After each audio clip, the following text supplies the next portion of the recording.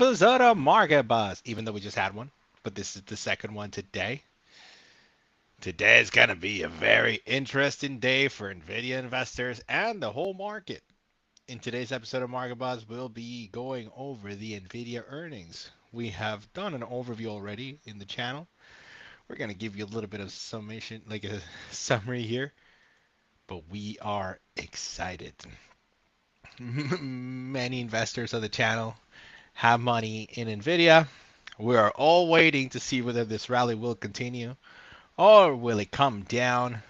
We are hearing some crazy rumors that OpenAI might file to go public as soon as Friday. This could make the NVIDIA rally go nuts. But yeah, exciting times. Exciting times to say the least. Dragos, welcome to the channel. This is so good. All right. We're going to pay attention to the market close, ring the bell, pay attention, and then that jacket is going to go on right before the earnings. We are expecting the earnings to come in about 45 minutes. So again, trades are set, money is deployed, capital allocated. The only thing we need is for NVIDIA to deliver. Will there be more buyers, more sellers? The market today is telling me that we are likely to see NVIDIA potentially bounce. Yes, sir. Yes, sir. Yes, sir. We are live.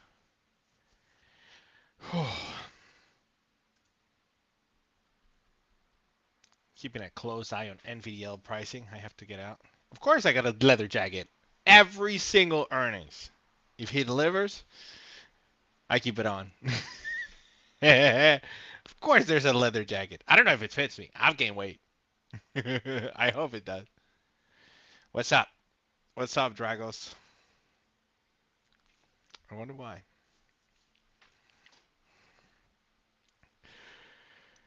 Oh man, I'm kind of like I'm not worried. You know what I mean? I'm not worried.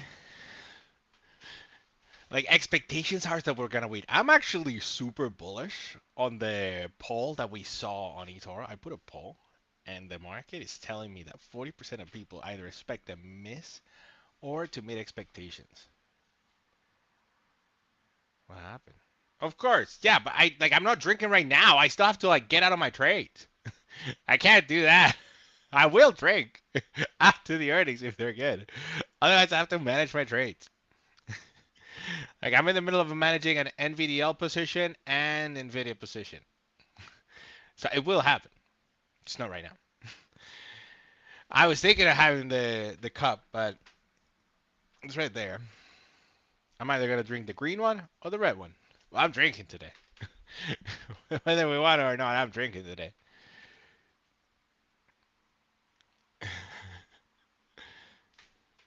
Maybe. Maybe. It's all we can say. It's maybe. Oh man. But yeah, I'm paying close attention. There was some news. I'm gonna copy paste what the news was on the channel. I can't drink. I have to. I'm in the middle of work. I'm gonna drink. I'm definitely gonna be drinking as the call gets going. But yeah. Oh man. Let me open up this stuff. NVIDIA earnings. We still are a little bit far away. Do we sell? Do we buy? Do we buy? Do we sell? You're gonna find out here first. Hopefully. Last time there was a delay on the earnings, no? There was. I think last time we had a delay on the earnings. I wonder if this is gonna be hopefully smooth sailing. By the way, how's the audio? Let me know. Keep me posted. Man, the stock price is not doing what I want it to do. And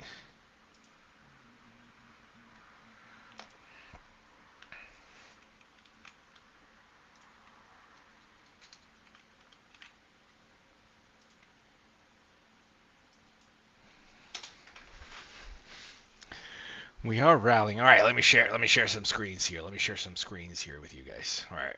So, this is what I'm going to be paying attention to.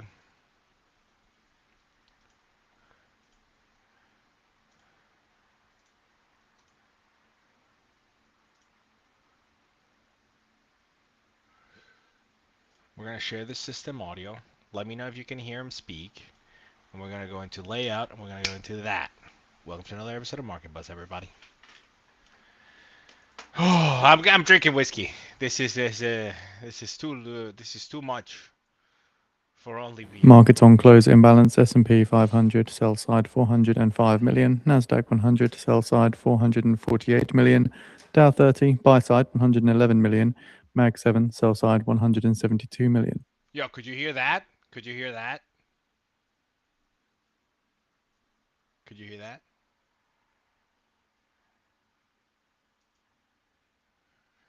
Oh man, I need you guys active. I need you guys ready to go.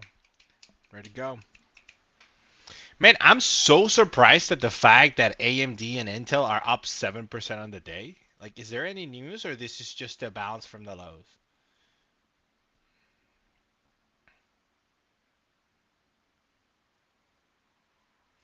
Like, then we should see. This should mean that we actually see. Yeah, okay. All right. I'll put him down a bit and hopefully he doesn't overpower me.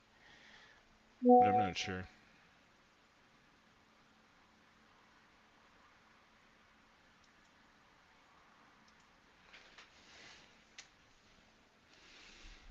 Oh, wow. Apparently Kramer said that the NVIDIA rally will sell off after 10 to 12 minutes. So, the theory is we do the opposite.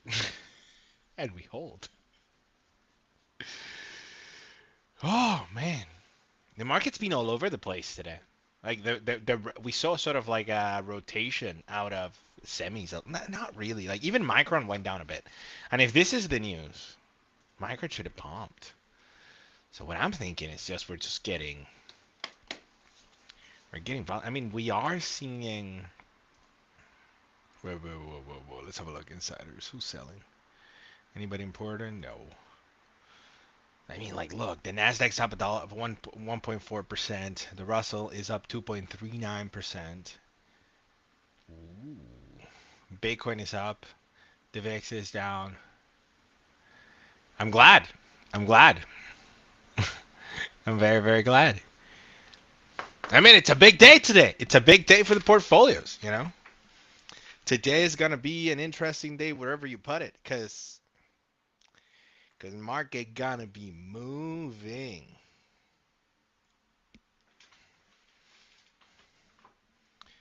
Oh, man. But NVIDIA's not moving into the close. And then we had this sort of sell-off as Trump was speaking, and there was a little bit of... What was it?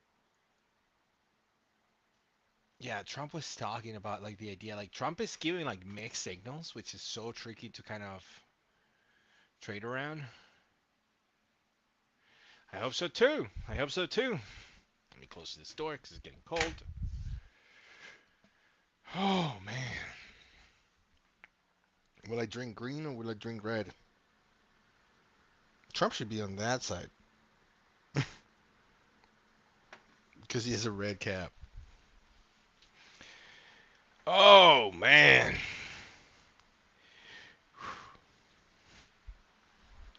So the big question is, do we rally into the close? I mean, we're closing in the gap that we saw around 250. That would be ideal for the rest of the market today. Let me just set up some things here.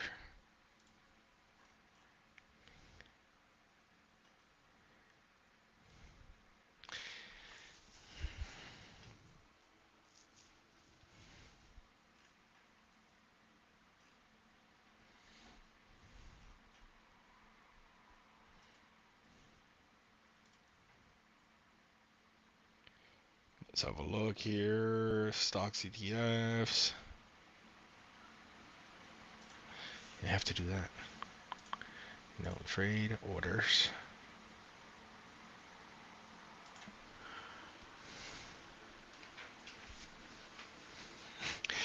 That's the problem, though. Right now, we want him to speak, right?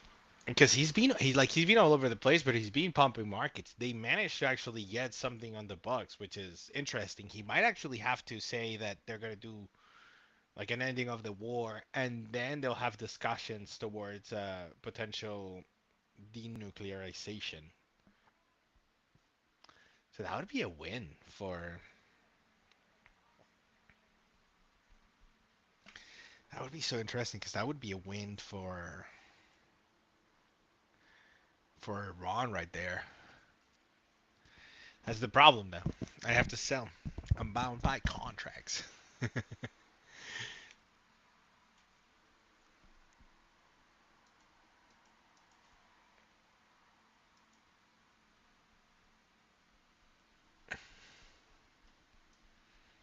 And then we have to pay close attention to the close, but this is selling off into the close, and I don't like it. I don't like it. I don't like it. Somebody knows something. Micron has been all over the place today too, right? Like if we look at the like Micron, I sold some of my Micron position. No, no, no, don't worry. Like you keep your strategy. I'm not selling my shares. I can't sell my shares. Cannot. I'm taking the gamble here. It's a little bit of a gamble, but I think it's upside. I mean, and the fact that we were like, at least we weren't dripping, you know? It's like if we were at like at 250, I would be like, okay, like maybe we sell, maybe this is priced in, but the market sold it off preemptively. So buy the rumor, sell the news, so hopefully.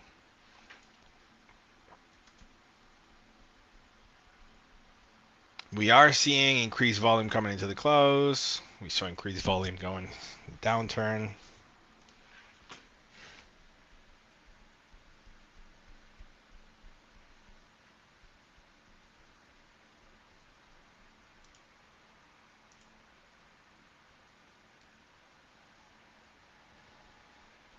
In a post on X, Iran's Persian Gulf Strait Authority reveals a controlled maritime zone in the Strait of Hormuz.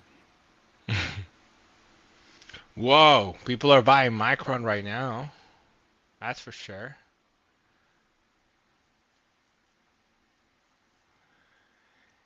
Yeah. Mara's been doing great. I mean, like Mara is really well poised to take advantage of the current state of affairs, if that is the case, right? So I just don't see it sort of changing anytime soon.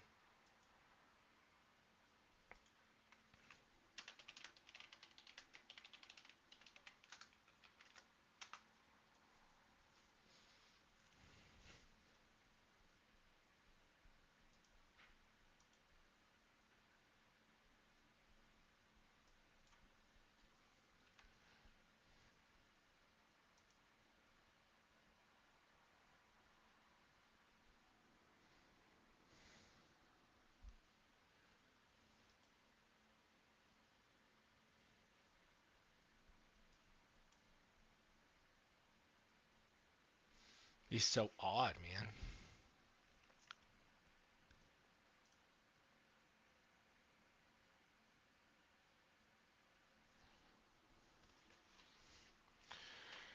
Oh man, what do we see rallying here? I mean, the market is moving like crazy into the close. Let's have a look at the 2 minute here. So again, NVIDIA selling off, Micron selling off, and then we're seeing what? Tesla, industrials, Google, AMD.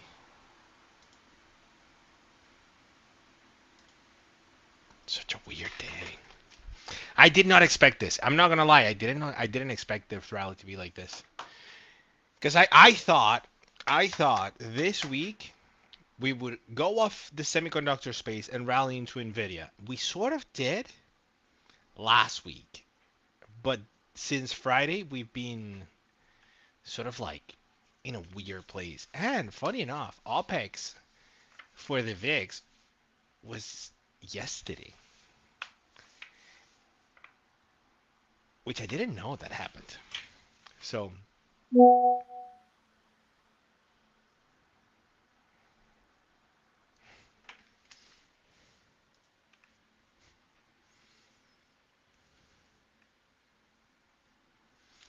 right, we're about to close.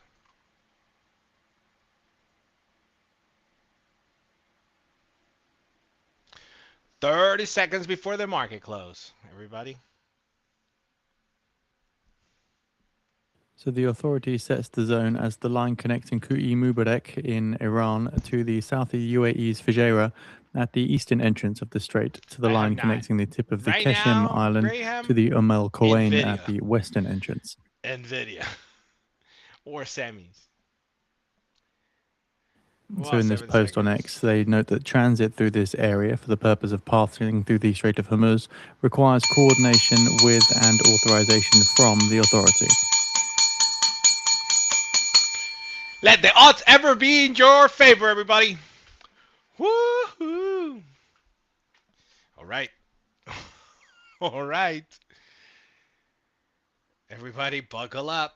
Buckle up. After hours performance. Let's have a look. Whoa, into it.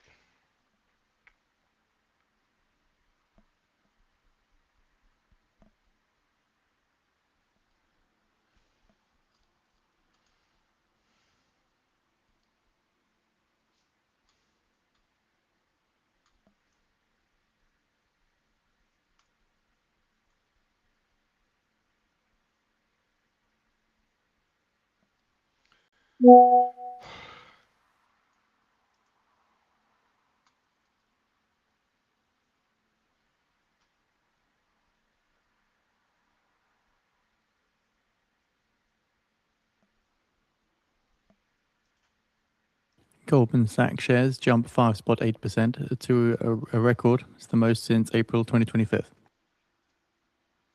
Goldman's up? Why is Goldman up?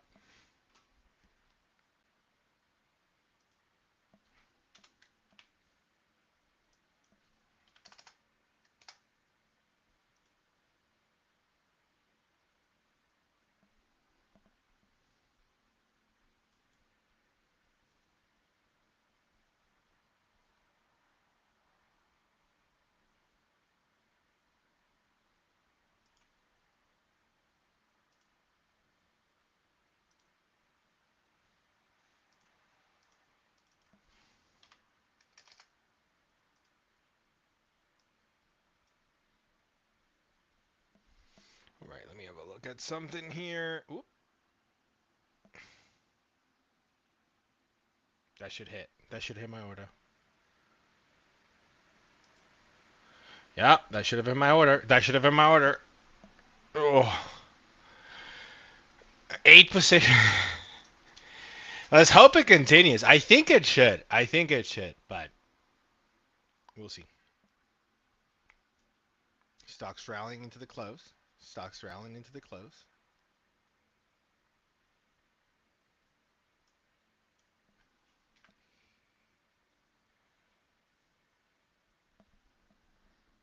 NVIDIA is moving up, which I like. We're retesting that 200-minute moving average. It's okay. It's okay. Just chill. I'm talking to myself. I'm not selling anything that's related to anything. Chill.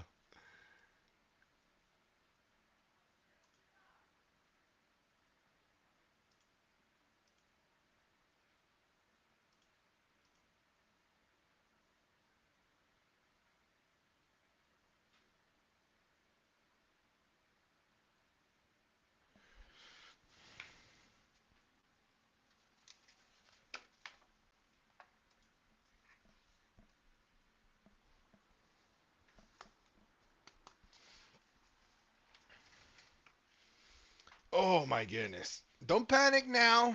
Hold it, guys. Hold it. Do not panic. Everything will be okay.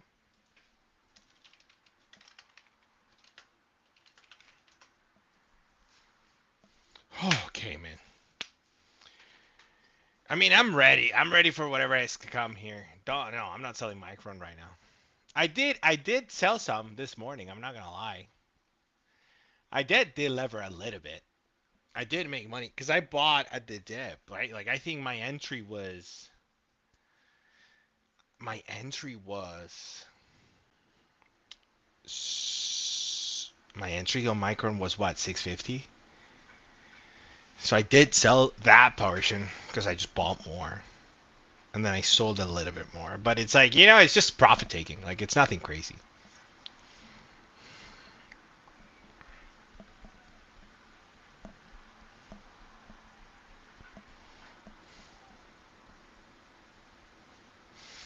Oh, NVIDIA is showing a little bit of resilience here. It's a lot of buying into the close here. But nothing is telling me that we should be worried right now.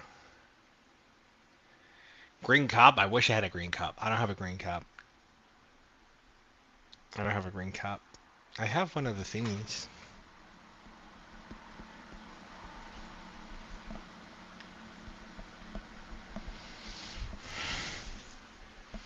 $224. I'm surprised it's not moving. Like I would have thought we would have seen the price of NVIDIA rally into this.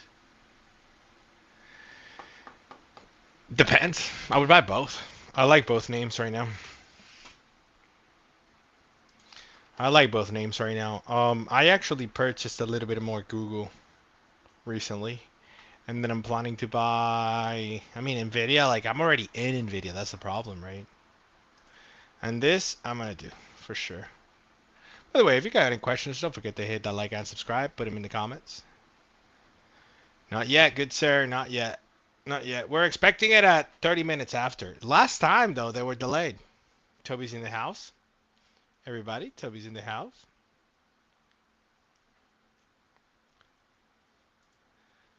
To the moon! I never doubt it! Never doubt it!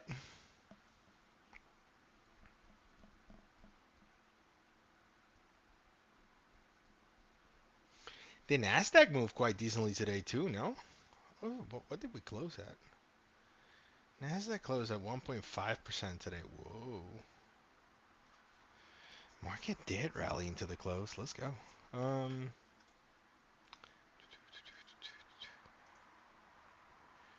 me pay close attention here.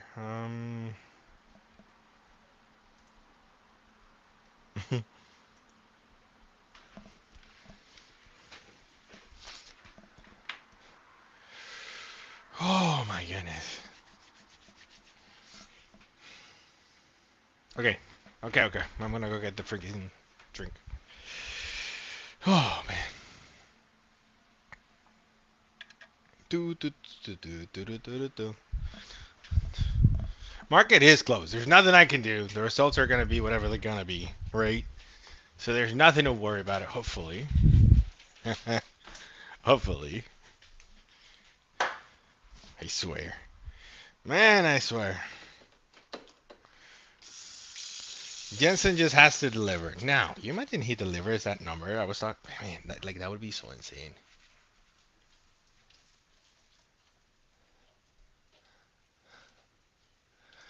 Oh man. I just hope it's a good number. Everybody relax, everybody calm. It's a good number. It's a good guidance. He beats like crazy. The market is like, you know what? NVIDIA, we need to buy it because it's coming $10 trillion. That would be ideal. 10 trillion by tomorrow. That would be great. Like, you imagine they do an AMD where it goes 20% up. All the money leaves everything except for all of the money the semiconductor space just moves out. Insane. All right, I got my cup ready. I've got my cup ready, everybody.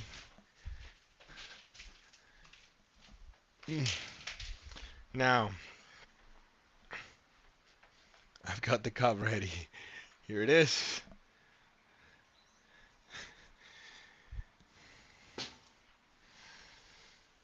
Wow. Dude, I want to open that bottle. I'm going to open that bottle, the bottle I got from the eToro Club. That'd be great. 116.11.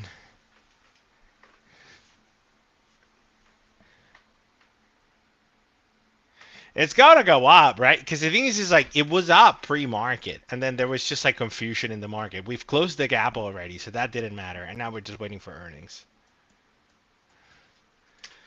Hmm.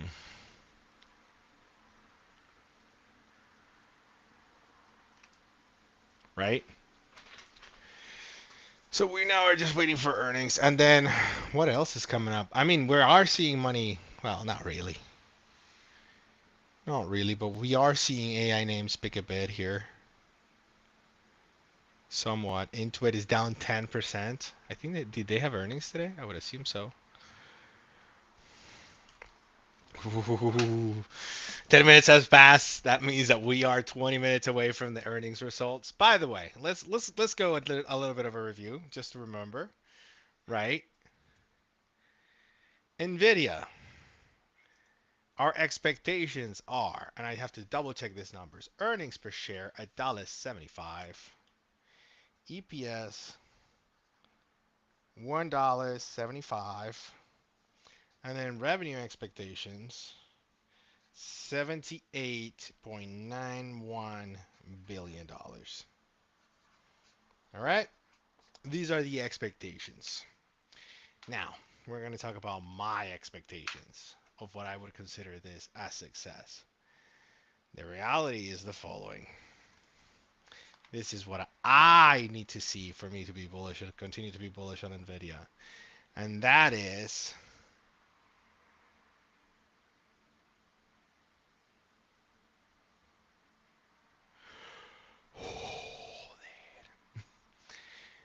I kind of panicked. I thought the results were out. Okay, so I'm expecting $1.90, right? Wall Street expecting $1.80, so the expectations are a little bit higher. And then I'm expecting revenue of $80 billion. The street is expecting $78.9 billion. 5-layer model. And we'll put it on. It will be about time. In about 5 minutes. I hope it fits me. If it doesn't fit me, that'll be bad. But yeah, we'll be waiting on the results. And then obviously the big one here. Did I not get margins? I did. 75. I still my thinking that we go higher here. It would be tricky for us to go higher. Like even if we keep them the same, it'd be bullish, I think. Alright, we are back. A little bit higher. Nothing too crazy. NVIDIA sitting at 223.75. Okay, we closed the gap. We're ready to rumble. We're ready to rumble. Market wants to rally. Let it be free, everybody. Let it be free. In 5 minutes time, we will do this. Oh, I need to put some music, but I don't want to get DMCA. But I would love some music right now because I like to drown my thoughts whenever this happens. Whenever moments like this. Vertiv is down? Why is Vertiv down? And they changed my freaking... I don't like it.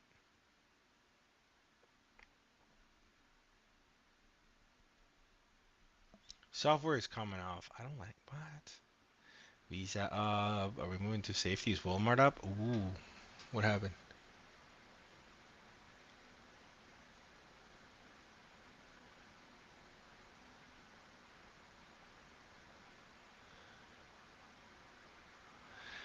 Like, like it's so crazy because they're honest, like, we're going to work with you guys. And then they just do nothing. 86 billion of revenue. If it's 86 billion of revenue and you didn't purchase this, I'm thinking 80. What is hot? 86 bill? You imagine this? Like I'm thinking this year they could get to 400 billion. And if they get to 400 billion, that would be so bullish.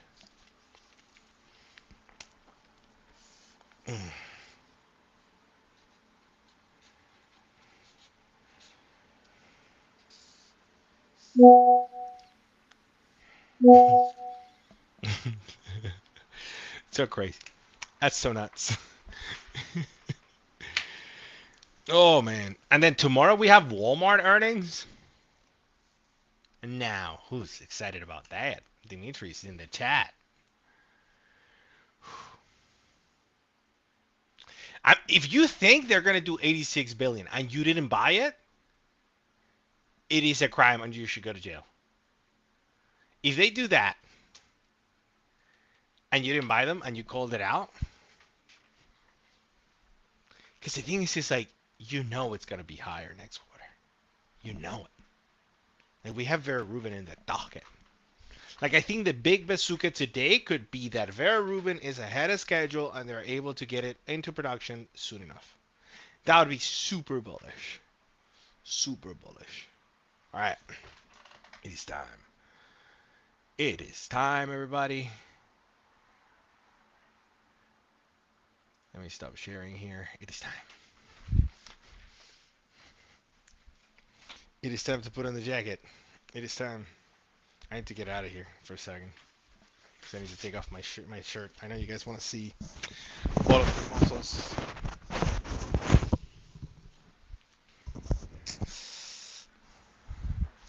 All of the muscles, but the reality is kind of.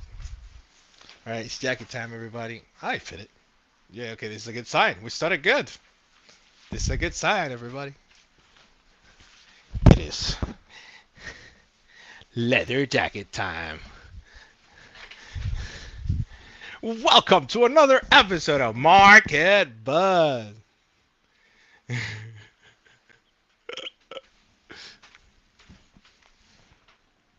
All right, everybody, get ready. Jensen should deliver here.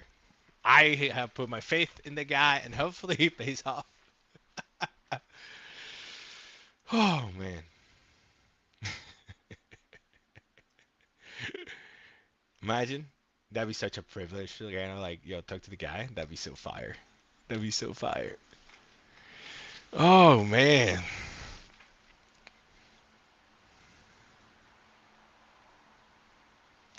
I mean, like I'm holding. I'm holding. A lot of people, like I took a little bit of profits on some of the positions that I've purchased a while back, but I'm still like, it's like I'm still 95% invested. So it's not like I moved the needle too much, you know? So I am thinking we bounce from here. And we could go higher and retest those highs and then go into price discovery. And then next thing we know, we're trying to figure out how much NVIDIA is worth. That'd be ideal. That would be key. That'd be key. But again, there's a lot of risks, right? All right, let's go back. Let's go back and share my screen now that we have myself in the jacket. All right, let's share the audio. Bam. Oh man. Please let me drink tonight. Let me just like relax tonight. Like tonight, just tonight, and then tomorrow we can deal with it. And probably like after the market buys, we're probably gonna do the same as last couple of times where we get comfortable and it goes down. But let me celebrate tonight with the boys and the girls and the boys. Like I think everybody close to me right now owns NVIDIA. I think I've done a good job on getting everybody on that train. Well, Dimitri should be here. I tried to call him, but he was not here. You know, he's waiting for those Walmart earnings tomorrow. Man, my targets are set. My targets are set.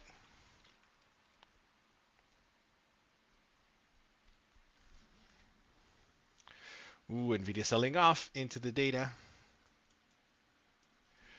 All right. Voice news disconnected. You heard the voice news disconnected, right?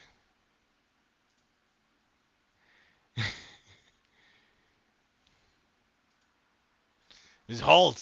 Hold. Right now it's hold for dear life.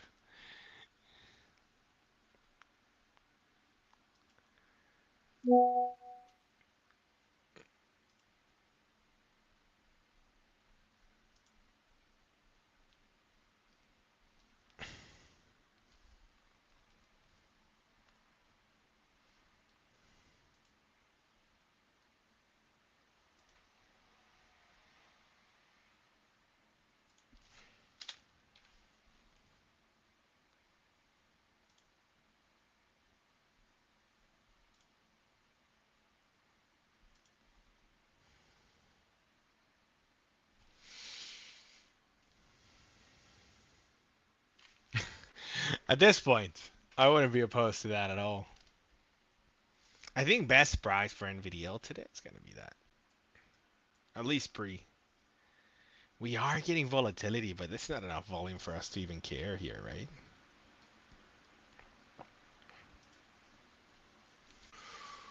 Oh my goodness. Thank you, Dragos. Your ray of sunshine never change. Oh. And then tomorrow we have Walmart earnings. That would be a blast. That would be a hoot. Let's have a look at what the Micron price is doing. It's not doing much.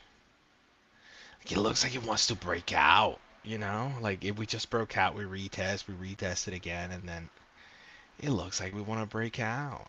I mean,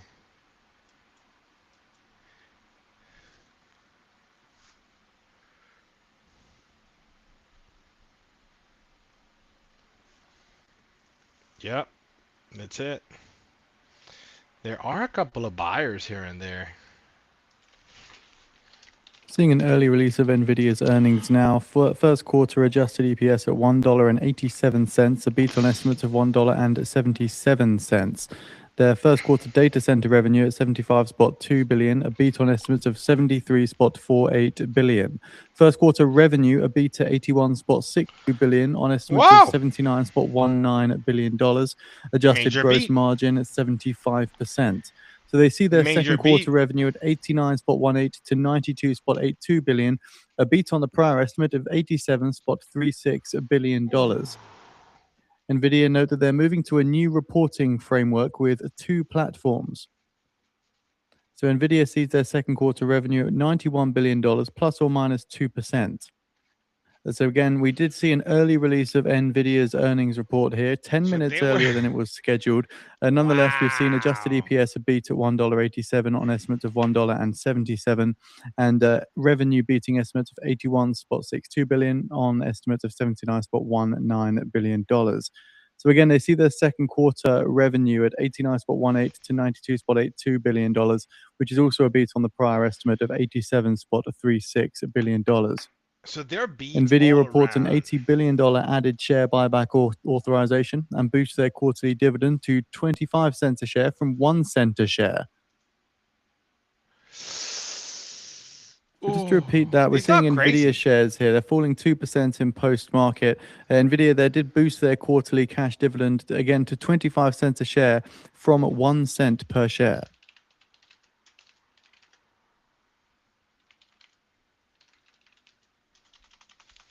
Wow.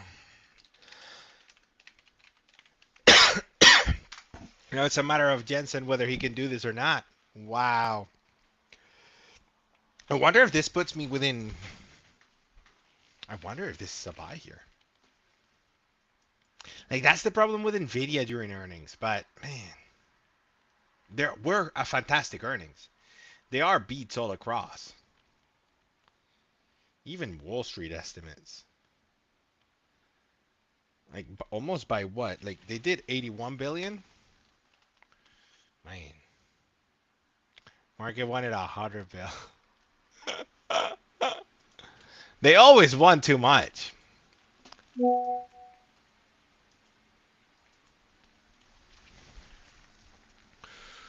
Oof. Tomorrow's gonna be so ugly.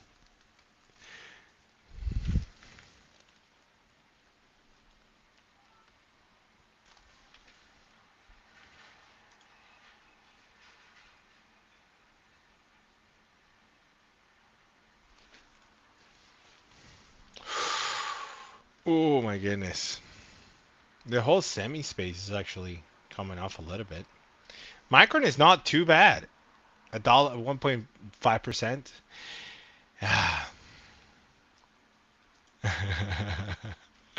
It seems like you did. It seems like you did. I'm not gonna lie. Now the question is like, do we stay here, right? Do we stay here? Now let's go here and let's get the news and let's have a look.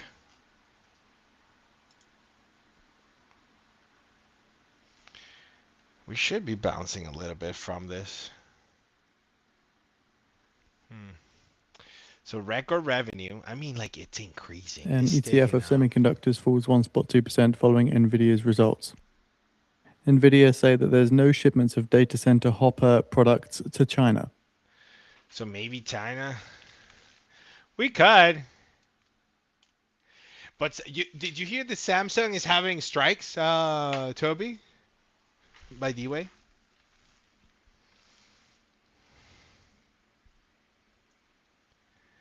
Are they going to be buying more? The company had.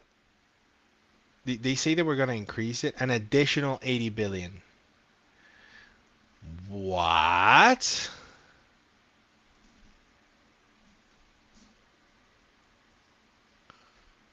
Yeah, we should buy this. It's a lot. That's a lot. They increased the dividend, so they're just paying it out to shareholders. Oh, wow.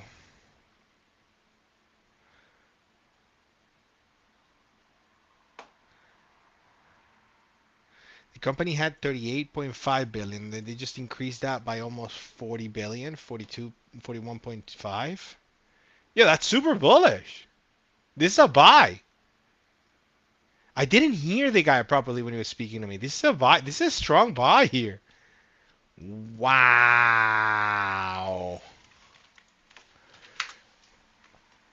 Wow.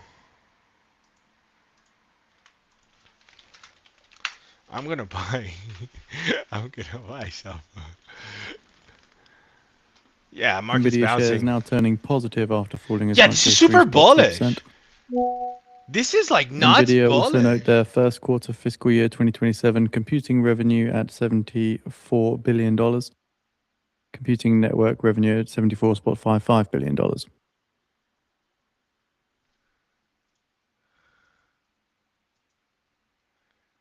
What? Have a look at something real quick. Let me look at this guy. NVIDIA. All right, so adjusted EPS revenue. Like, look at this. Bam. Like, that even beat my expectations. Every single time they're beating my expectations, and it's kind of crazy. Sees Q2 revenue up to because the thing is you know that he's saying this, but the likelihood is that he is gonna beat that. Like, it's a massive repurchase agreement. Massive. I know. Ooh. Oh my goodness, they increased margins. Oh my god. 75. Adjusted margins are going to be 75. Data center revenue beat by almost 1.8 billion. Computer networking, oh my god. Yo, like, this company's insane. Networking revenue is 74 bill. Like, this company makes what 7 times what NVIDIA, what AMD made on cables. Insane. It's not just cables, by the way. I know, like, cables is like 30, 35, 40 billion. But that's hilarious. Hyperscale revenue, 50% of data center revenue. That's insane. And then the cash dividends. This is weird. They're going to have to ask them what they mean by this. Damn, we could have bought some more. Could have bought some more. We're pretty much flat. We're pretty much flat. Like, NVIDIA is up, actually, a little bit. I'm drinking. Ladies and gents, this was a fantastic quarter. We can't complain. Jensen did it. He's going to continue to print money. I don't know how he's doing this. I don't know where the money's coming from, but there is definitely money on the streets. Holy smokes. Holy smokes. Just outrageous. The fact that it was down right after earnings tells me that we could go higher here. For sure. Yeah, I agree with you, Antonio. Antonio, write in the chat so it helps freaking monetization. I'm stopping to answer you on WhatsApp. What is your problem?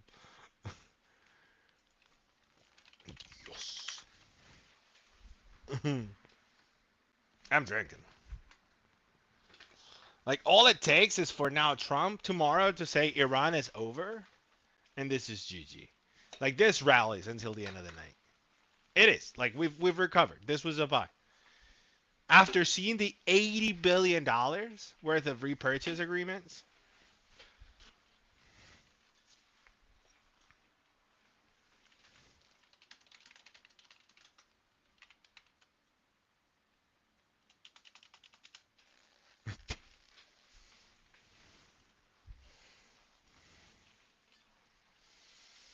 Did I open this? Oh, I did.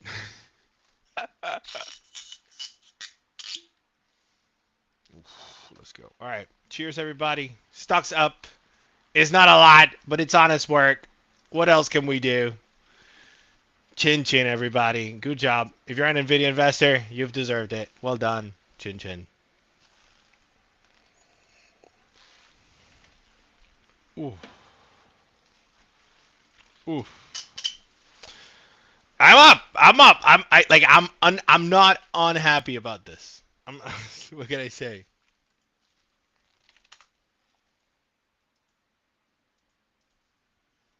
NVIDIA shares now moving to the upside in post-market, up around 1.45%. Bump it up. You gotta bump it up. Bump it up. You gotta bump it up. You imagine what would have happened if they had done 86 billion?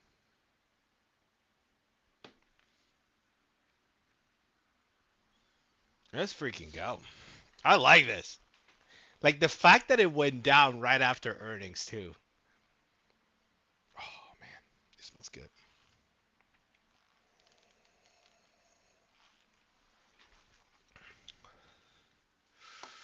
So we could get to 230 today. That'd be a deal. That'd be key.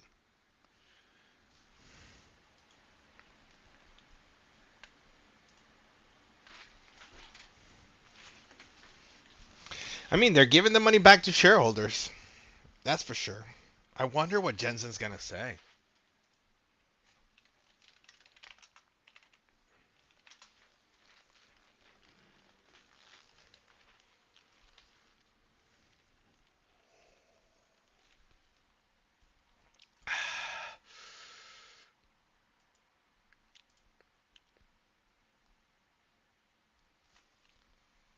Oh man, it always saves the day. It always saves the day.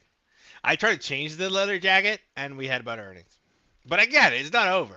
Like this is gonna be volatile for the rest of the day. Oh, oh, oh, oh, oh, oh, oh, oh, oh, oh, oh.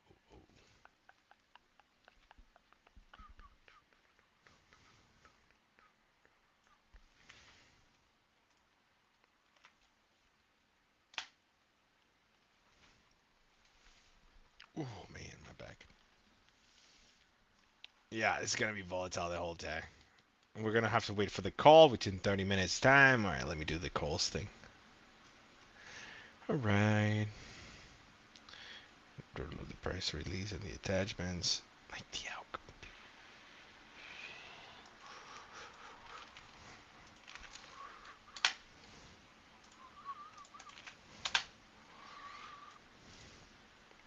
No, no, nope.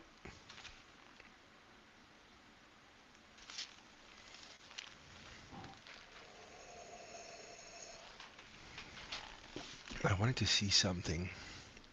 Let me just read this real quick. I want to see what Rubin, what they're saying about Rubin. How is the platform?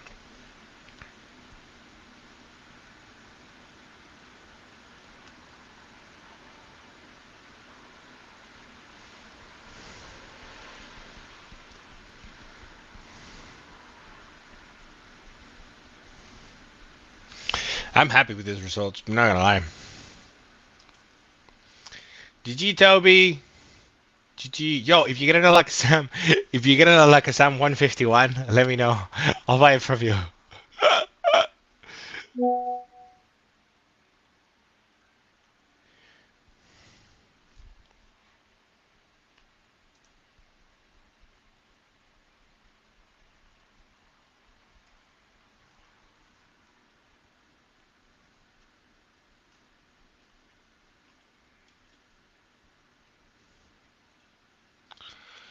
So now they're gonna break this down into what?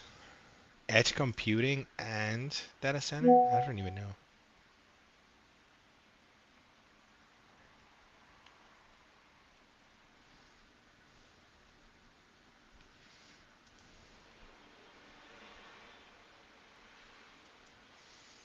It doesn't know how to take this.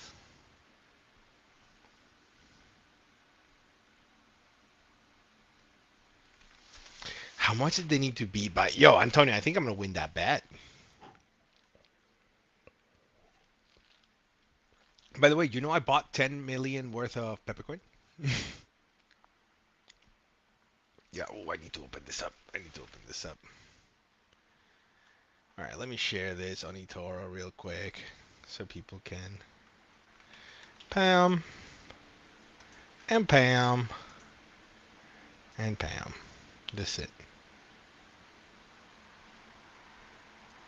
Let's go. This is booming. NVIDIA call, NVIDIA call, NVIDIA call. We're gonna go.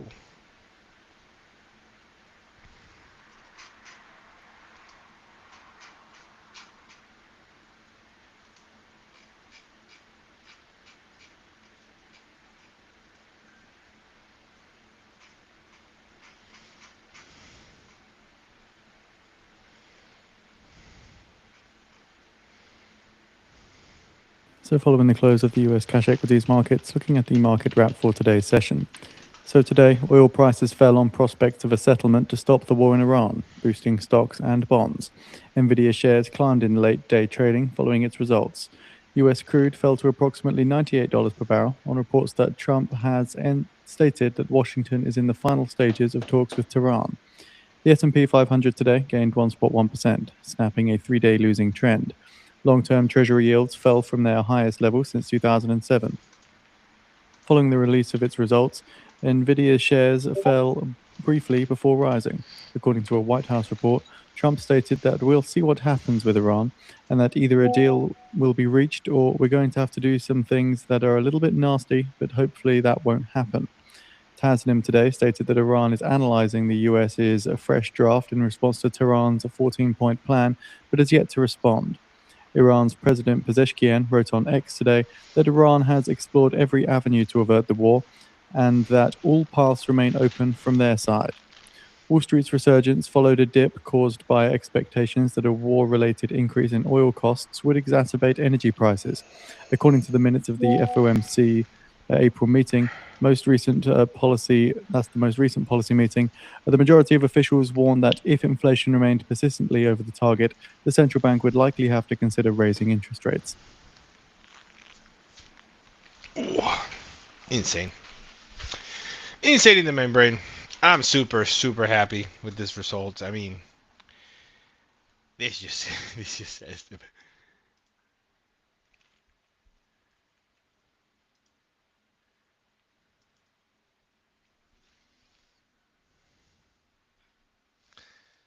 stock's so flat. Wow. Like I'm so baffled by it.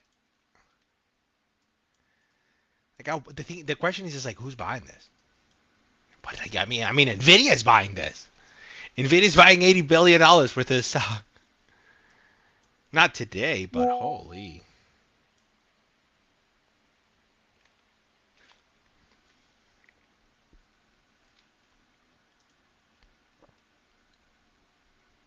All right, wait. Ooh.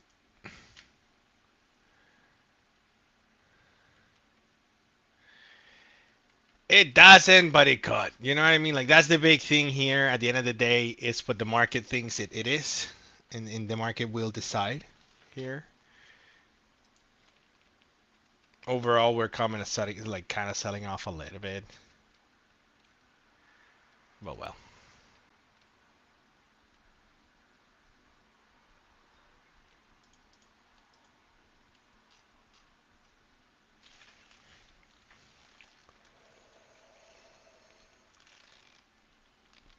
Like this is pretty impressive. The fact that like it's not like it's everybody's buying from them.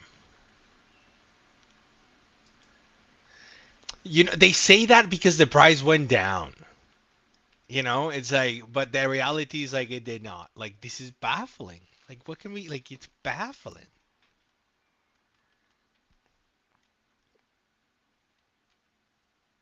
Like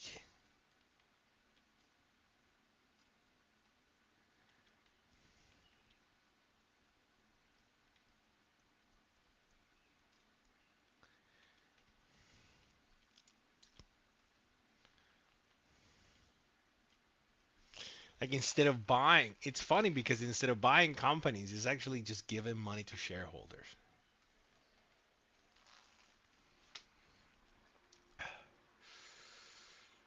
That's insane.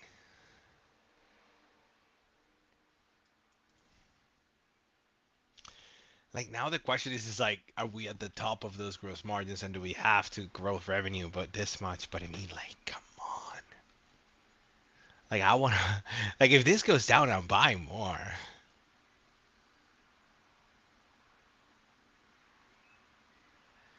Like it's looking interesting at this prices. It's looking very interesting now, you know, because it's all of a sudden it's like it continues to perform, continues to perform.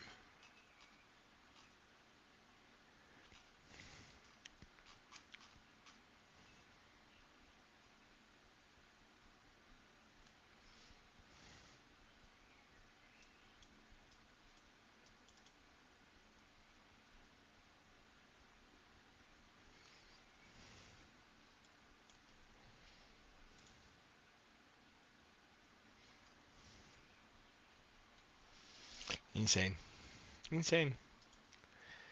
All right, let's have a look here. It's a little bit lower. Nothing to write home about.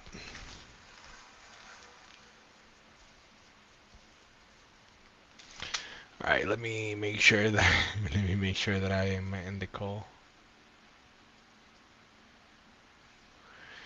We have to wait 5 more minutes and then we can jump on the call, make sure we're there, and then we have to see what Jensen has to say. I mean, what is he gonna say? Just like this is a fantastic quarter. We said we made what we said we were gonna make, and now we're gonna make more.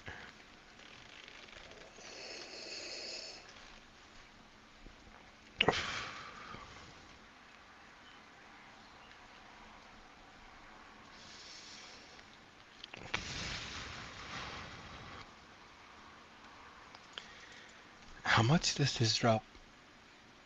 Have a look at this device real quick here. Like I wonder who beat. Man, that sucks.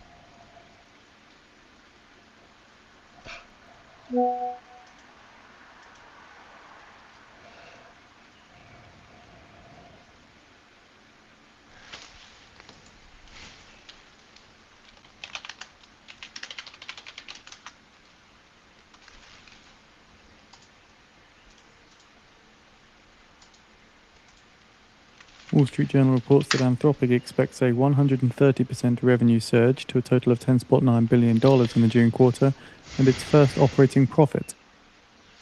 I was so close. I was so close. By 3 cents I missed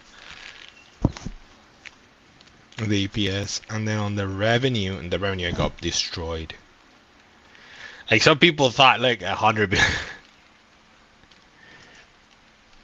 Listen, it's gonna be insane.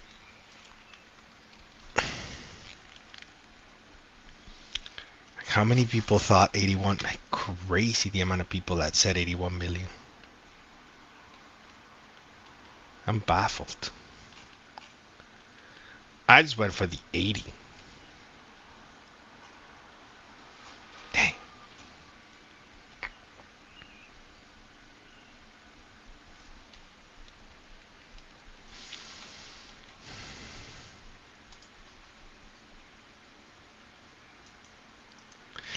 Well, China, he can't count China because China is not letting them in, you know?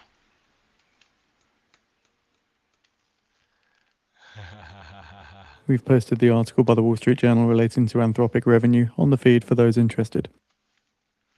Whoa, give me a second. What did he talk about?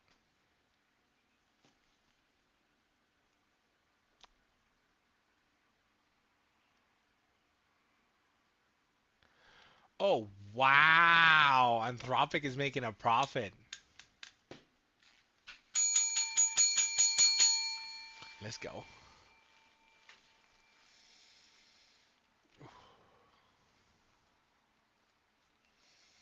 By the way, don't forget to like and subscribe if you're enjoying the content. It helps us out a lot. It'll let us know that you're liking the content and that you like us to go live. If you have any questions, don't be afraid to ask. 1 minute away. Let's have a look.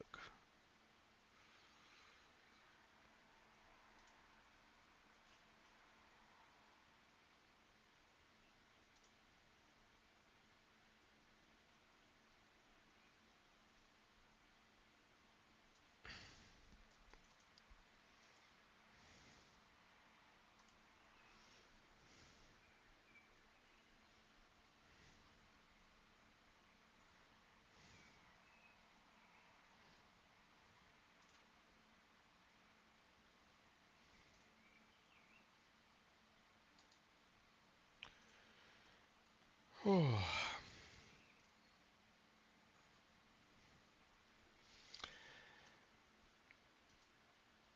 wonder what Jensen can say here, and I wonder what they're gonna say about Vera Rubin, which they did not sort of like hint in the earnings result that could make the stock pump.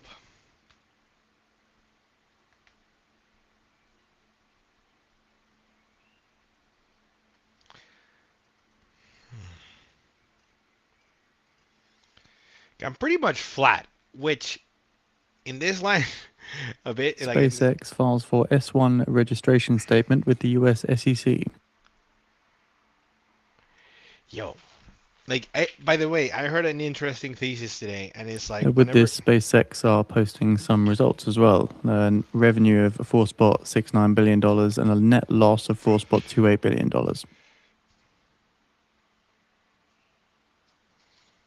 yo, if they let SpaceX into the Nasdaq, I'm out. I'm out of the Nasdaq. I wouldn't accept it. Like they're losing so much money. They make $4 billion. That's interesting. Look at this data here. SpaceX files for S1 registration statement with the SEC. Anthropic makes more than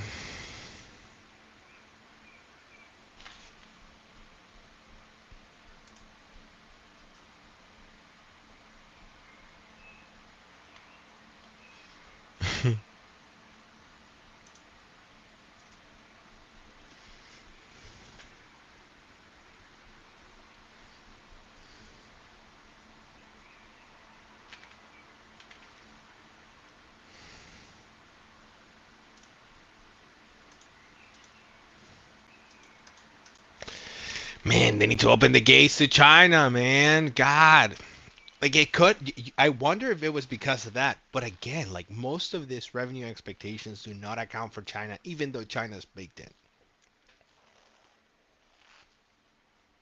Because we know the SMC guys have been, they were they were smuggling. You know, they took 2 billion out of their bucks, so they were inflating their numbers. They're good to trade. I wouldn't own them. Like there's just so much around those names that I'm kind of like worried at this point. But I mean, today SMCI did really good. Oh, that's the problem. It's hot today. It's the jacket that's keeping us alive.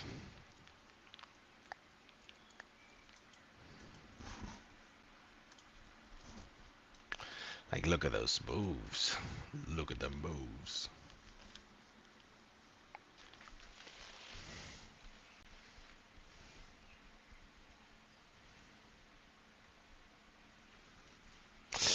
Those calls are going to hurt tomorrow. That's for sure.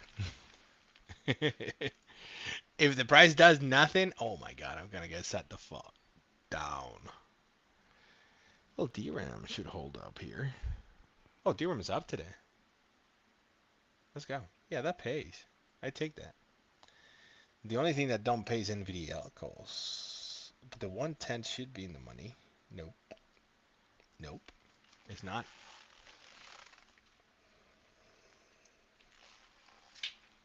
We're about 10 minutes away from the call.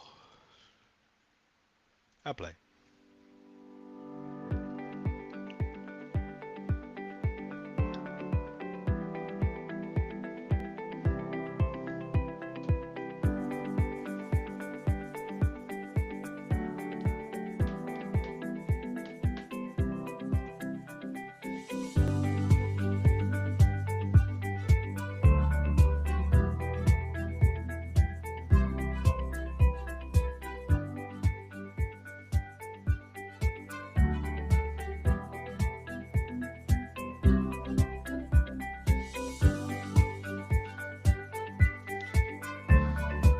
NVIDIA's guidance is better than expected. Like, look at all the numbers here. No surprise here. NVIDIA delivers a revenue beat. NVIDIA's data center revenue source is not just from the hyperscalers. NVIDIA's biggest business segments.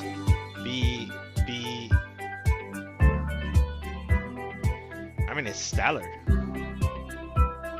This should drive momentum into the stock, I think. I wonder how many people are watching the NVIDIA earnings today.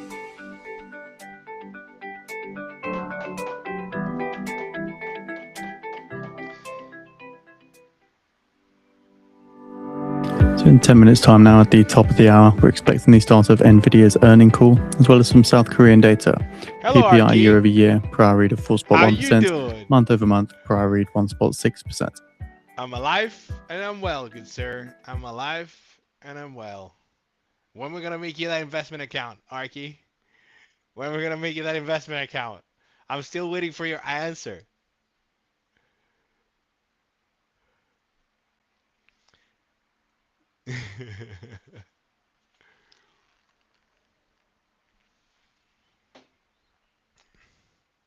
Arky is one of the OGs.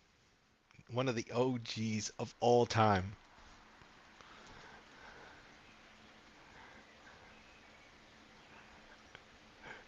Oh, good sir, good sir, good sir.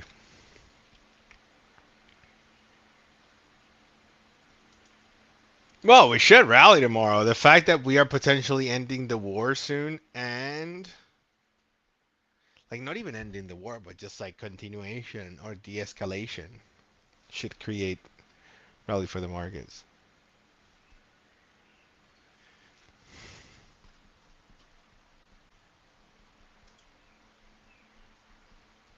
Touch my line. And then it bounced back. Like we should end it around here somewhere. Look at something.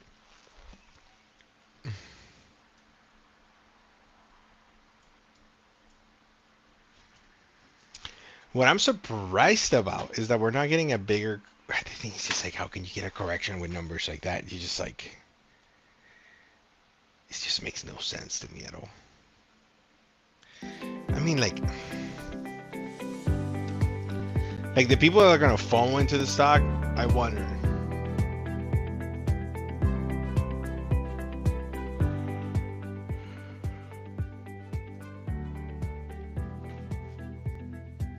MVP, my friend.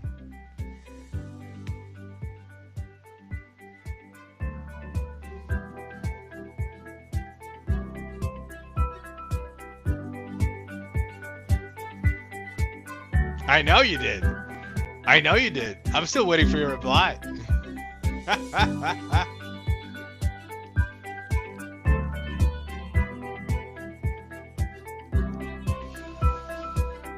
Don't be. Don't be. Offer still stands. You just gotta say yes.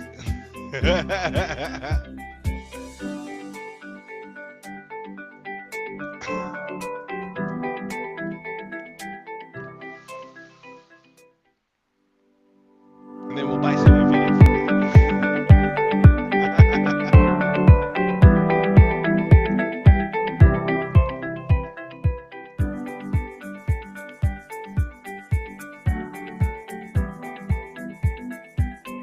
We're part of the process, dude. Part of the process. You let me know. Offer still stands. I'm still waiting for your reply. Oh man. So look at what they say.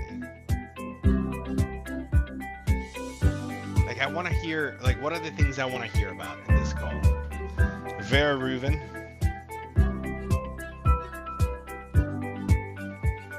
China, but China, they're just gonna like deflag. Vera Rubin might be super interesting, just to know when they're gonna be increasing, and then explain a bit more how they're gonna present the numbers, I guess, and the reason they're increasing their instead of like reinvesting. But I guess they don't have to.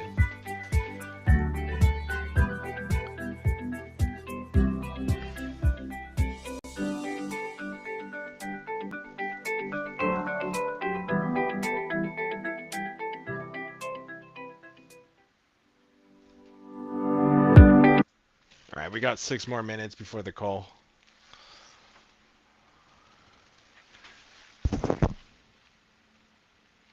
How about now? This should be better.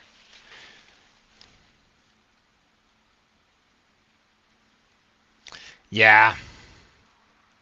Whenever I add like noises and like other stuff, it tends to like overshadow, which kind of sucks because it shouldn't be like that. But I don't know how to control it because I'm using a different software. I appreciate you for telling me.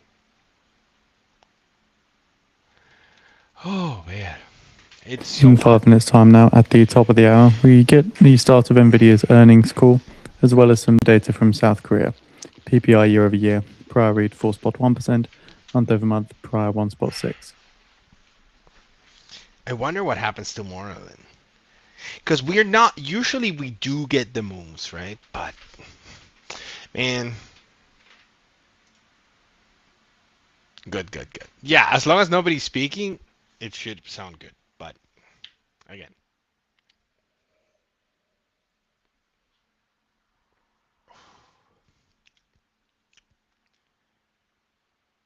Oh, man. It's hot. Hot. Oh, man.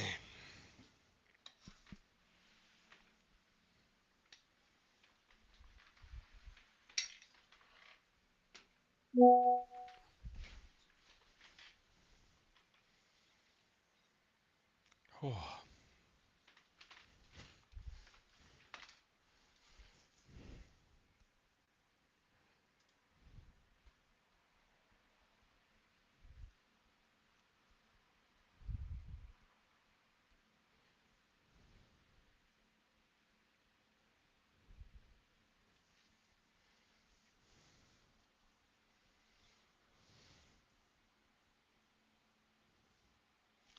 No. I'm having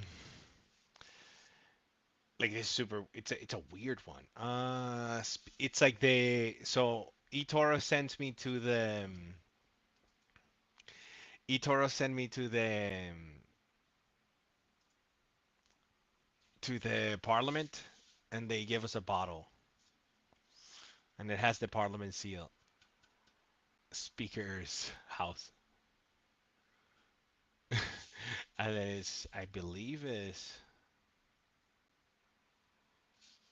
Speaker House Select, and then this is what? Well, let's have a look. Speyside single malt.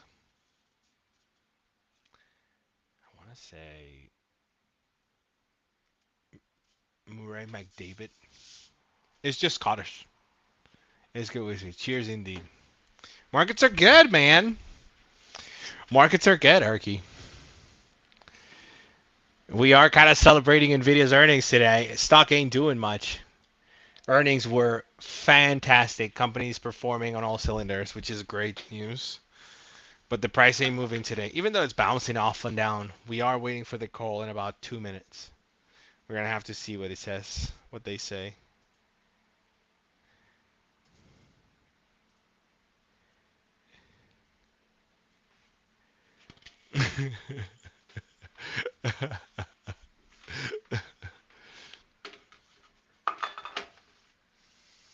I mean, all trades are set. You know, it's not like I'm working at like I made my bed. I'm gonna sleep in it. I'm gonna enjoy myself. And let's have a listen to what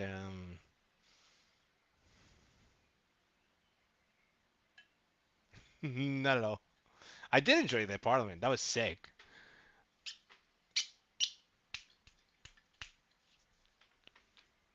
Cheers, bro. Arky MVP. Answer my question. Answer my question. Let's get you vested.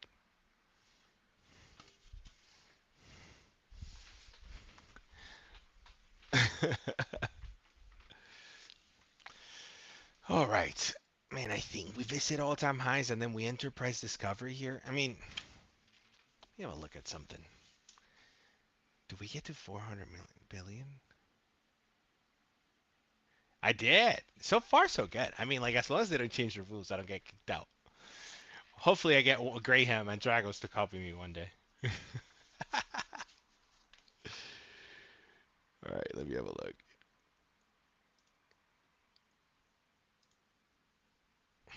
One more minute. Let's go. All right. It's game time, everybody. Cheers.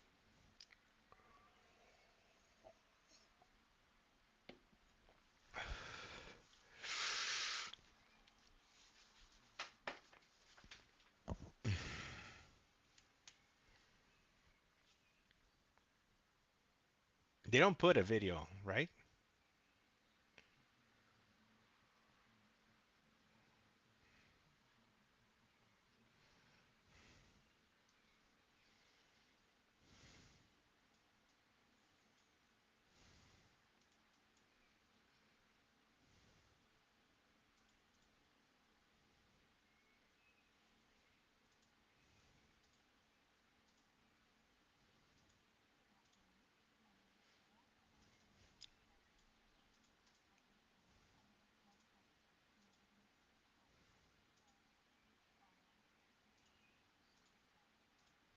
After the speaker's remarks, there will be a question and answer session. If you would like to ask a question during this time, simply press star followed by the number 1 on your telephone keypad. If you would like to withdraw your question, press star 1 again. Thank you. Toshiya Hari, you may begin your conference.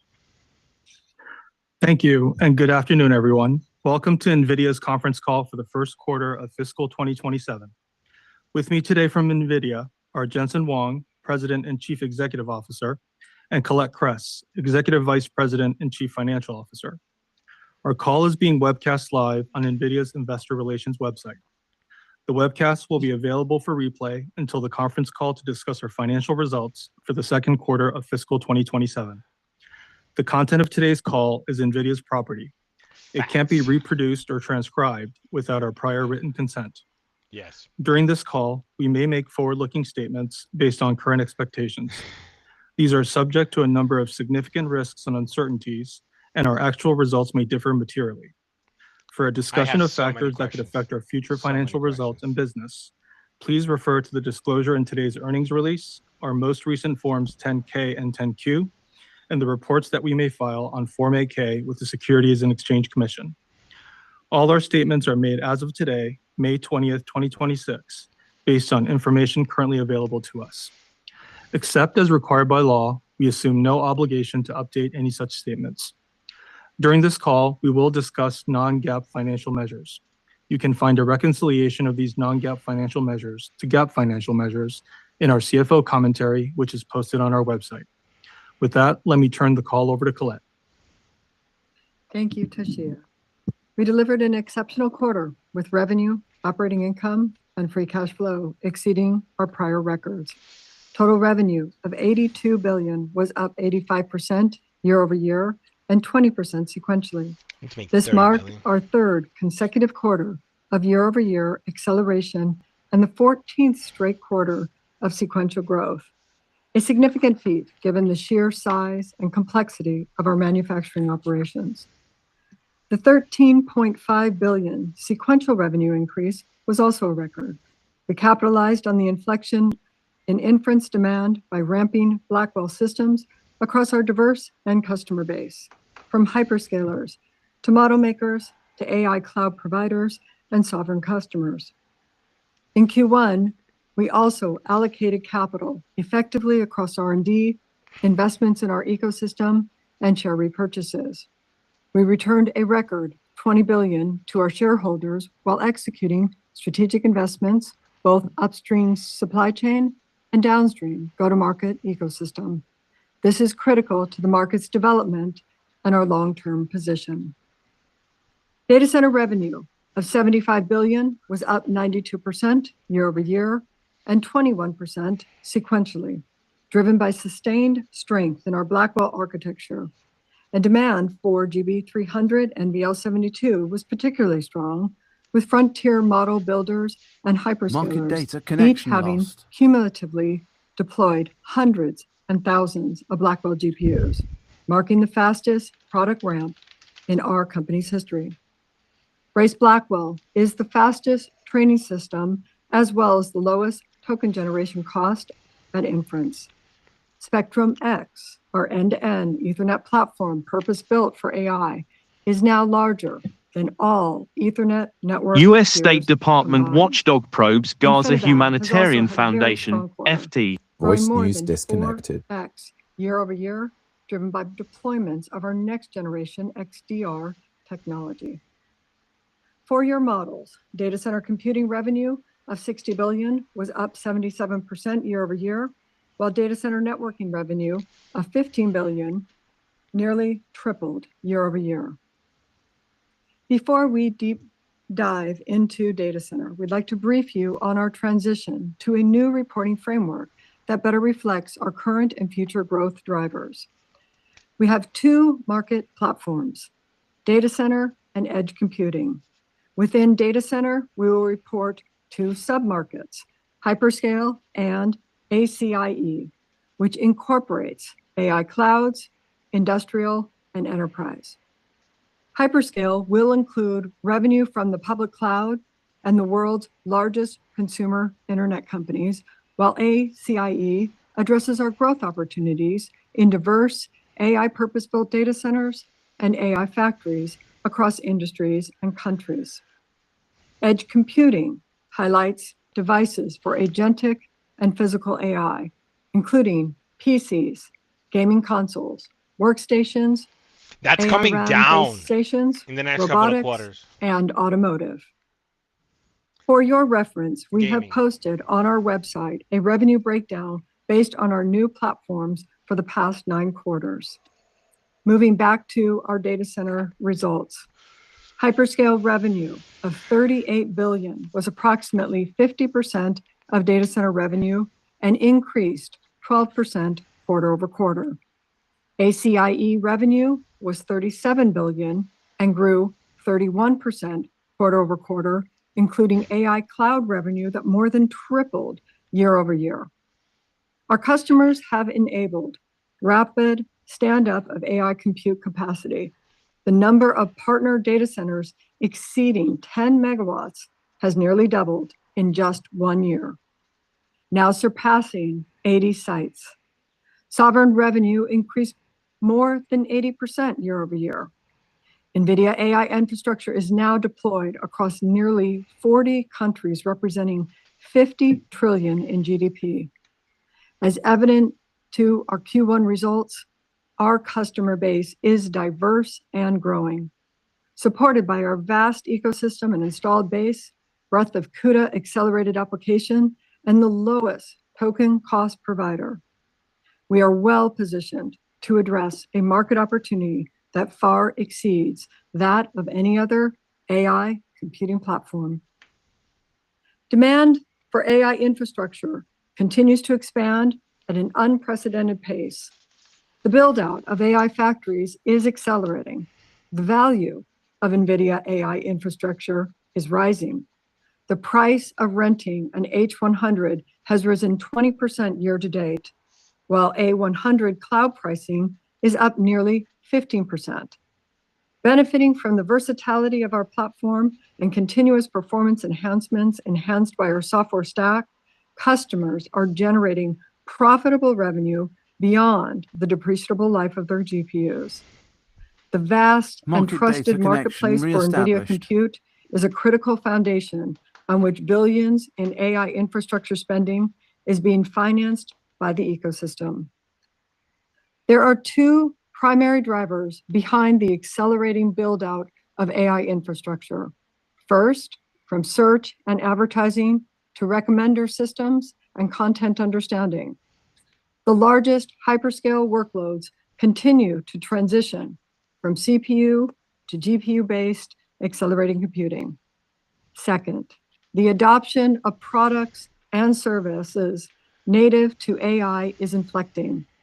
Since the advent of ChatGPT, we have witnessed mainstream AI transition from one-shot inference to reasoning and to now Market data connection agentic. lost. AI is no longer a nice to have. AI is now Market data a connection necessity reestablished. for enhancing productivity across all industries and roles.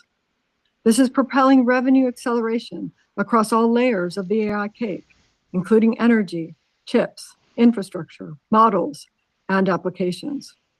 Growth in the model layer, particularly at Anthropic and OpenAI, has been incredible, with momentum continuing to accelerate, including breakout growth in OpenAI's codex since the launch of GPT 5.5. With analysts now forecasting hyperscale capex to exceed $1 trillion in 2027 and agentic AI beginning to proliferate, all industries, AI infrastructure spending is on track to reach 3 to 4 trillion annually by the end of this decade. Our Blackwell architecture is everywhere, adopted and deployed by every major hyperscaler, every cloud provider, and every major model maker. Last month, we celebrated take much to OpenAI's sell it right launch now. of GPT 5.5, co-designed for, trained with, and served on Blackwell, currently positioned at the top of artificial analysis leaderboards. Microsoft's Fairwater, the world's most powerful AI data center, is now live, ahead of schedule, powered by hundreds of thousands of Blackwell GPUs. Starting this year, AWS will add more than 1 million Blackwell and Rubin GPUs and are collaborating on Spectrum networking. At Google, Blackwell will be offered to customers in the cloud, including confidential computing capability, a new foundation for secure, high-performance AI. Our share of frontier AI compute is increasing. We have deepened our collaboration with Anthropic and are delighted to be a strategic partner to expand their compute capacity. We will support the company's growth trajectory through AWS, Azure, CoreWeave, SpaceX AI, and more. Now, with the addition of Anthropic to OpenAI, Gemini, SpaceX XAI, Meta, MSL, Microsoft AI, TML, Reflection, Perplexity, Cursor, and other major frontier labs already building on NVIDIA. Our share of frontier A models will grow significantly. Today's data centers are revenue-generating AI factories. Constrained by power and capital, AI factory operators must choose the right architecture. With our extreme co-design approach, we deliver the industry's lowest token cost, the highest token throughput, and the highest ROI. MLPerf inference results are in, and once again, we swept every benchmark as Blackwell Ultra delivered the highest throughput across the broad set of models and deployment scenarios. Full stack innovations drove the 2.7x increase in throughput and a 60% reduction in the cost per token on GB300 compared to just 6 months ago. NVIDIA Compute is not just the highest performance AI infrastructure, it is the most economic and financeable. Customers do not buy GPUs, they build AI factories. And the right economic metric is not the purchase price of the GPU, it is the lifetime cost of an AI factory producing intelligence, token per watt, tokens per dollar, uptime, utilization, time to production, software durability, and asset life. NVIDIA excels at all of them. Agentic AI and reinforcement learning represents new growth opportunities for CPUs. Building on the success of our Grace CPU, Vera is arriving just in time to meet this inflection. Built on custom ARM cores and co-designed end-to-end with Rubin GPUs and NVLink, Vera will deliver up to 1.5x faster performance per core, 2x performance per watt, and 4x density per rack compared to x86-based alternatives. Vera CPU opens a brand new 200 billion TAM for NVIDIA, a market we have never addressed before. And every major hyperscale and system maker is partnering with us to get it deployed. We have visibility to nearly 20 billion in total CPU revenue this year, setting us up to become the world-leading CPU supplier. Our annual product cadence, a pace that is unmatched, remains a key pillar supporting our market position. We are on track to commence production shipments of Vera Rubin in the second half of this year, starting in Q3. By integrating 7 purpose-built chips across 5 accelerated racks, Vera Rubin will deliver up to 35x higher inference throughput and up to 10x greater AI factory revenue compared with Blackwell.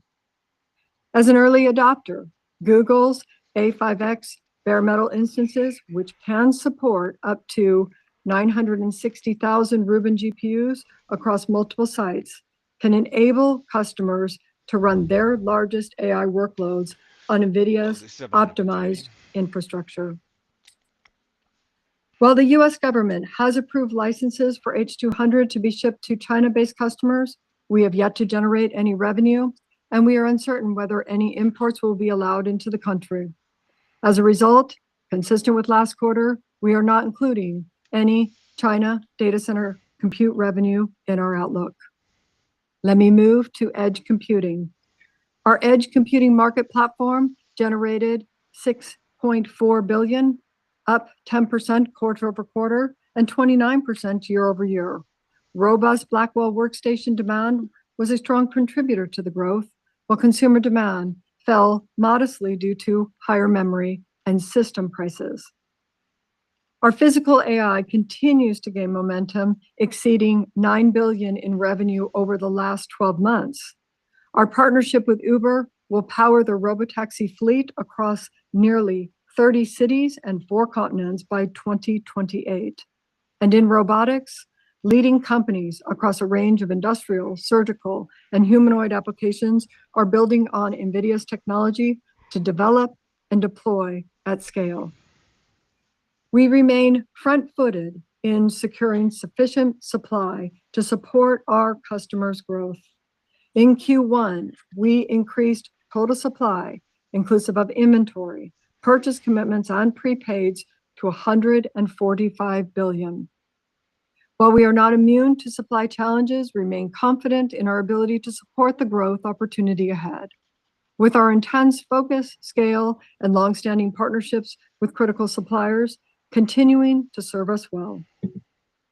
Let me move to the rest of the P&L. GAAP gross margin was 74.9%, and non-GAAP gross margins was 75%, largely flat sequentially by Blackwell systems continued to account for most of our shipments. GAAP and non-GAAP operating expenses were up 12% sequentially, primarily due to higher compensation and an increase in compute and infrastructure costs. Our non-GAAP effective tax rate of 16% came just below our prior outlook due to favorable geographic mix. And on our balance sheet, days sales outstanding was 45 days due to favorable timing of collections. We expect to return to the mid-50s in Q2. We generated record free cash flow, $49 billion, up from $35 billion in Q4. Eyeball here. I'd now like to update you on our capital allocation plan. First, to reiterate, our intention is to prioritize R&D and strategic investment. Both will enable us to cultivate our ecosystem, drive market growth, and strengthen our market position. As a key enabler of AI, we will make investments necessary to deliver the industry's lowest cost per token and the highest token throughput, which will help our customers and partners scale and expand the AI frontier. Return program is another key component of our capital allocation strategy. Given confidence in our long-term free cash flow outlook and our commitment to sharing our success with shareholders, we are increasing our quarterly dividend from 1 cent to 20 cents per share. Was it at We 25? plan to review our dividend on a regular basis as we continue to scale our business. We are also announcing an $80 billion share repurchase authorization, which is in addition to the $39 billion remaining on our current plan. As we indicated at GTC, we plan to return roughly 50% of free cash flow to shareholders this year. Let me turn to the outlook for the second quarter. Total revenue is expected to be $91 billion, plus or minus 2%. We expect sequential growth to be driven primarily by data center. We are continuing to work vigorously on our supply chain ecosystem to address the incredible demand we see ahead of us. giving us full confidence in the $1 trillion in Blackwell and Rubin revenue we foresee from 2025 through calendar 2027. GAAP and non-GAAP gross margins are expected to be 74.9 and 75% respectively, plus or minus 50 basis points. For the full year, we are still expecting to be in the mid-70s. GAAP and non-GAAP operating expenses are expected to be approximately $8.5 billion and $8.3 billion, respectively. For the full year, we now expect OpEx growth to grow somewhere in the upper 40s on a year-over-year basis, driven by higher R&D and acceleration in the usage of AI tools to enhance productivity. For the full year 2027, we expect GAAP and non-GAAP tax rates to be between 16 and 18%, excluding any discrete items from material changes to our tax environment. This is lower than our prior expectation of 17 to 19 due to changes in geographic mix. That puts me at the end of this part, and I'm going to now turn this over to the Q&A with Toshiya. Thanks, Colette. We will now transition to Q&A. Operator, please pull for questions. Thank you. At this time, I would like to remind everyone, in order to ask a question, press star, then the number 1 on your telephone keypad. We'll pause for just a moment to compile the Q&A roster. As a reminder, please limit yourself to 1 question. Thank you. Your first question comes from Joseph Moore with Morgan Stanley. Your line is open. Great. Thank you for letting me ask a question. I guess I'd like to ask, what drove the change in segmentation? What's the philosophy behind giving us the numbers that way? And then can you talk about any competitive differences between the 2 segments and this kind of surprising CPU number that you talked about? How do you see that across the 2 segments as well? Thank you. Yeah, thanks, Joe. First of all, Colette meant to say we're increasing our quarterly dividends from 1 cent to 25. To 25 cents. I know I the think that number's extra better 5 than cents the would mean a CEO. lot to the large shareholders. So anyhow, let's see, Joe, on the segmentation and the description of the business, we wanted you to understand our business better. AI is very diverse, and computing is diverse. They're diverse in several ways. The first thing, of course, is AI includes languages, and depending on the different industries, it could be 3D graphics for manufacturing and industrial robotics. It could be proteins for life sciences. It could be small chemicals for life sciences or material sciences. It could be physics for the physical sciences, whether it's in the energy sector or, of course, the science labs, higher education, so on and so forth. So AI is diverse. The second thing is the applications are diverse. It could be in enterprise. It could be in the energy sector, manufacturing sector, and such.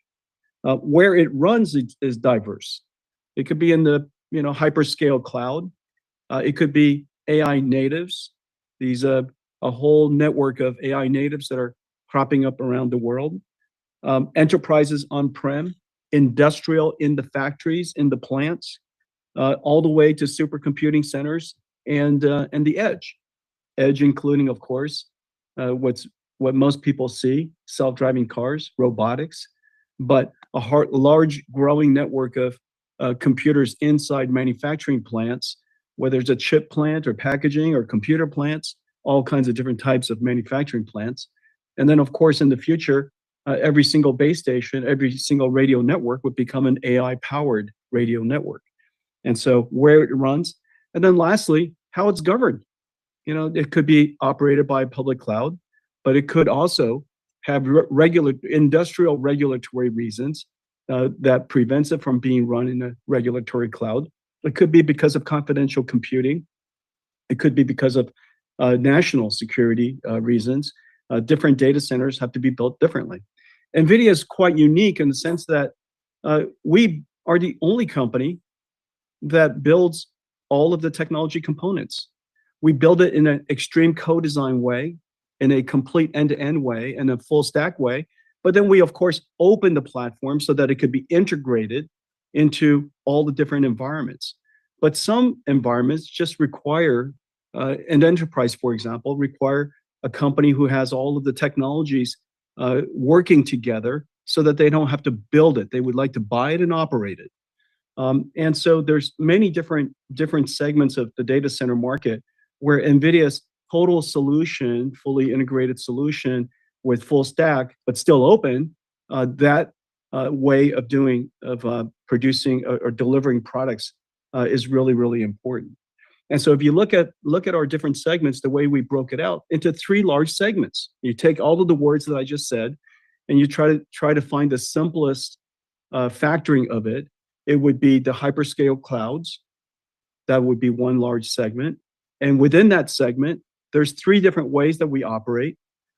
First way is that we help the hyperscale clouds accelerate their data processing and machine learning workloads. We accelerate and support their AI processing inside. We also, of course, bring a lot of business, NVIDIA ecosystem business, to their public clouds. And so that's one segment. The second segment is AI natives, enterprise on-prems, industrial on-prems, and sovereign AI. That segment is growing incredibly fast because everybody needs AI, and we're going to see AI being adopted by every industry, every country, every company. And so everybody wants to build it in a different way. And the fact that we provide the entire solution, it makes it much easier, makes it possible at all for people to be able to build these things. And then, of course, the robotic edge. Yesterday's computing was largely about personal computing. In the future, it's going to be about personal AI. And that personal AI, one example of it is the self-driving car. It's a robotic system that's essentially your personal AI. And of course, there'll be all kinds of different types of robotic systems, including even the base station radio network, as I mentioned, is going to be essentially a robotic system. So that's the reason why we broke it all apart this way. It's the simplest way of understanding our business. Each one of them have different stacks in a lot of ways. They have different operating systems. They operate in a different way. We go to market very differently in each one of them. The easiest go to market, of course, is the hyperscaler because there are only 5 or 6 of them.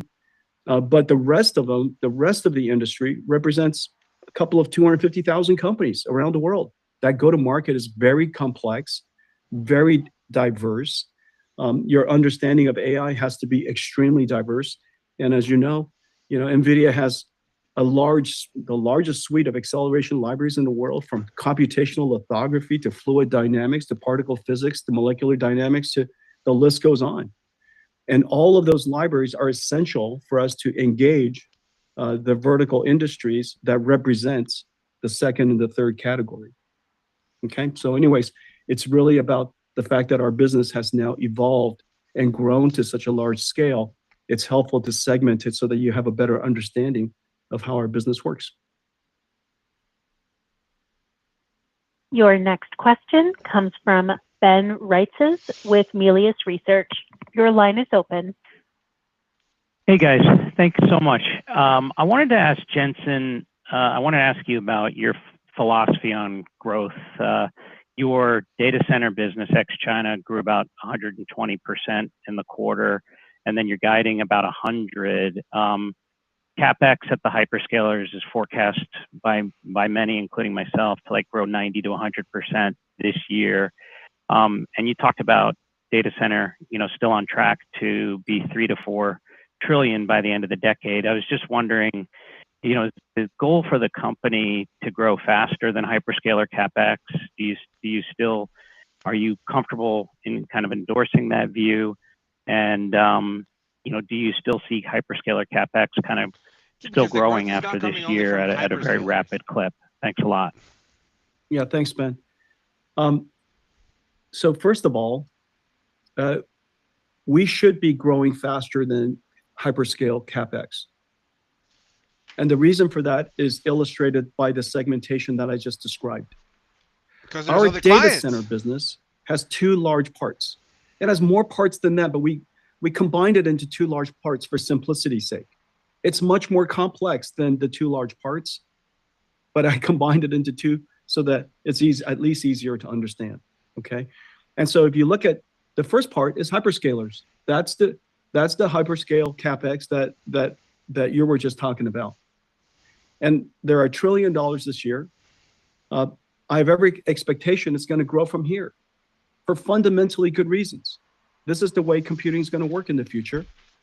And if they don't have the compute, they won't have the revenues. It is very clear. Compute is revenues. Compute is profit. And so the world is changing. Software didn't used to use, SaaS didn't used to use as much compute, but AI requires a tremendous amount of compute.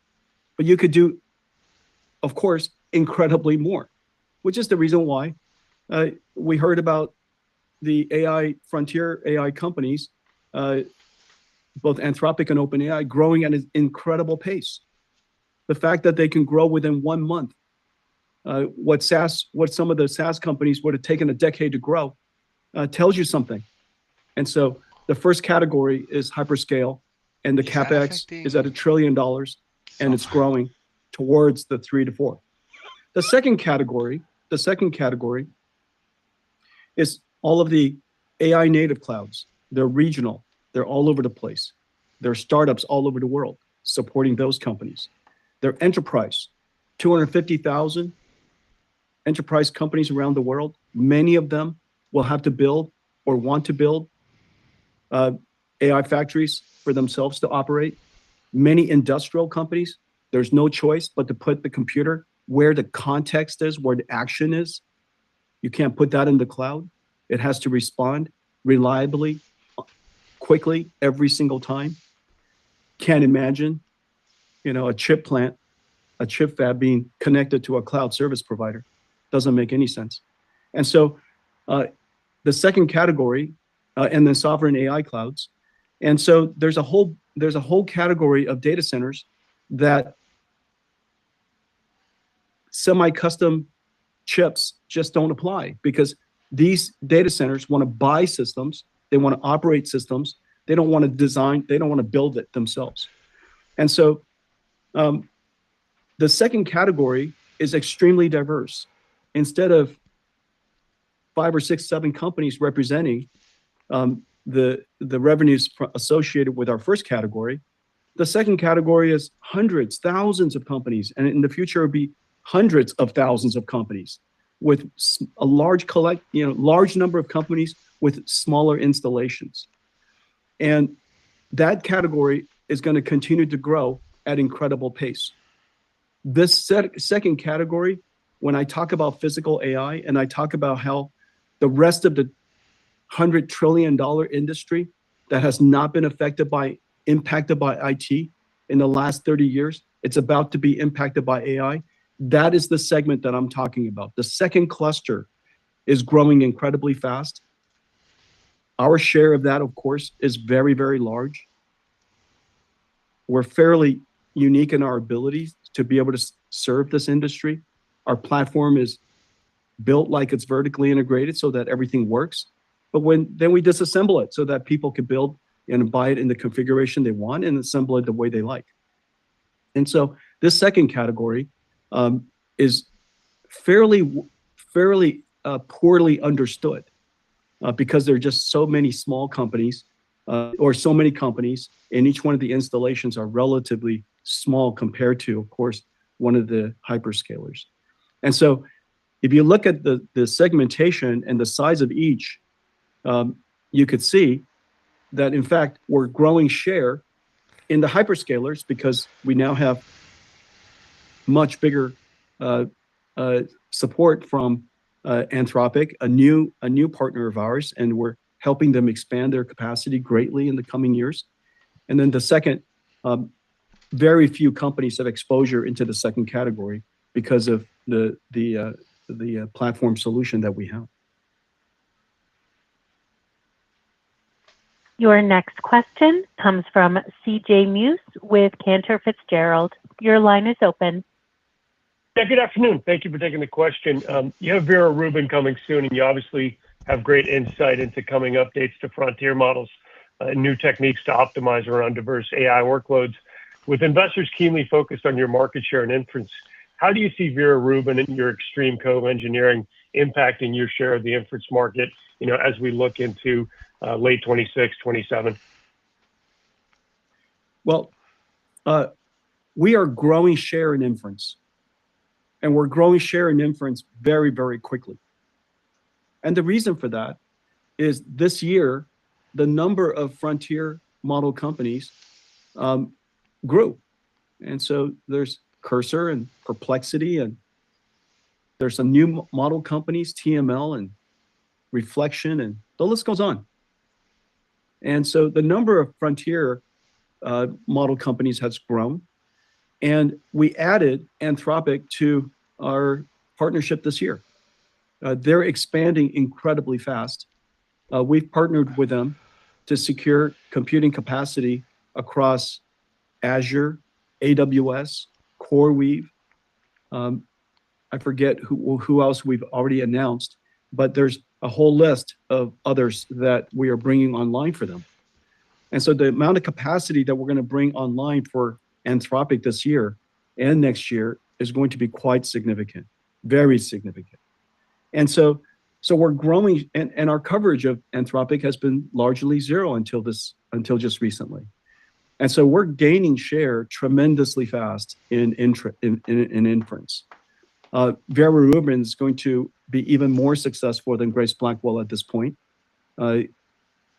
Every single, I can't think of one, every single frontier model company will jump on Vera Rubin from the get-go. And that wasn't true before on Blackwell.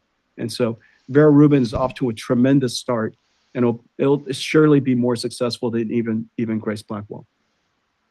So I think the end of your answer, CJ, is that we're gaining share in inference. Let me go back again to the question that Ben was asking. Remember, so far, everything that I've just explained in the inference question is really focused on hyperscale. Remember, there's a whole second category of AI data centers that we serve almost uniquely. This segment is very fragmented, requires a really well integrated platform solution, and a very large go-to-market. And that segment, all of the inference, 100% of that, the vast majority of that, is NVIDIA. And then, of course, physical AI. NVIDIA is practically the only company serving physical AI today. And we've been working on physical AI for a long time. And so that is also growing. So our share of inference is growing very quickly. But I didn't give a number.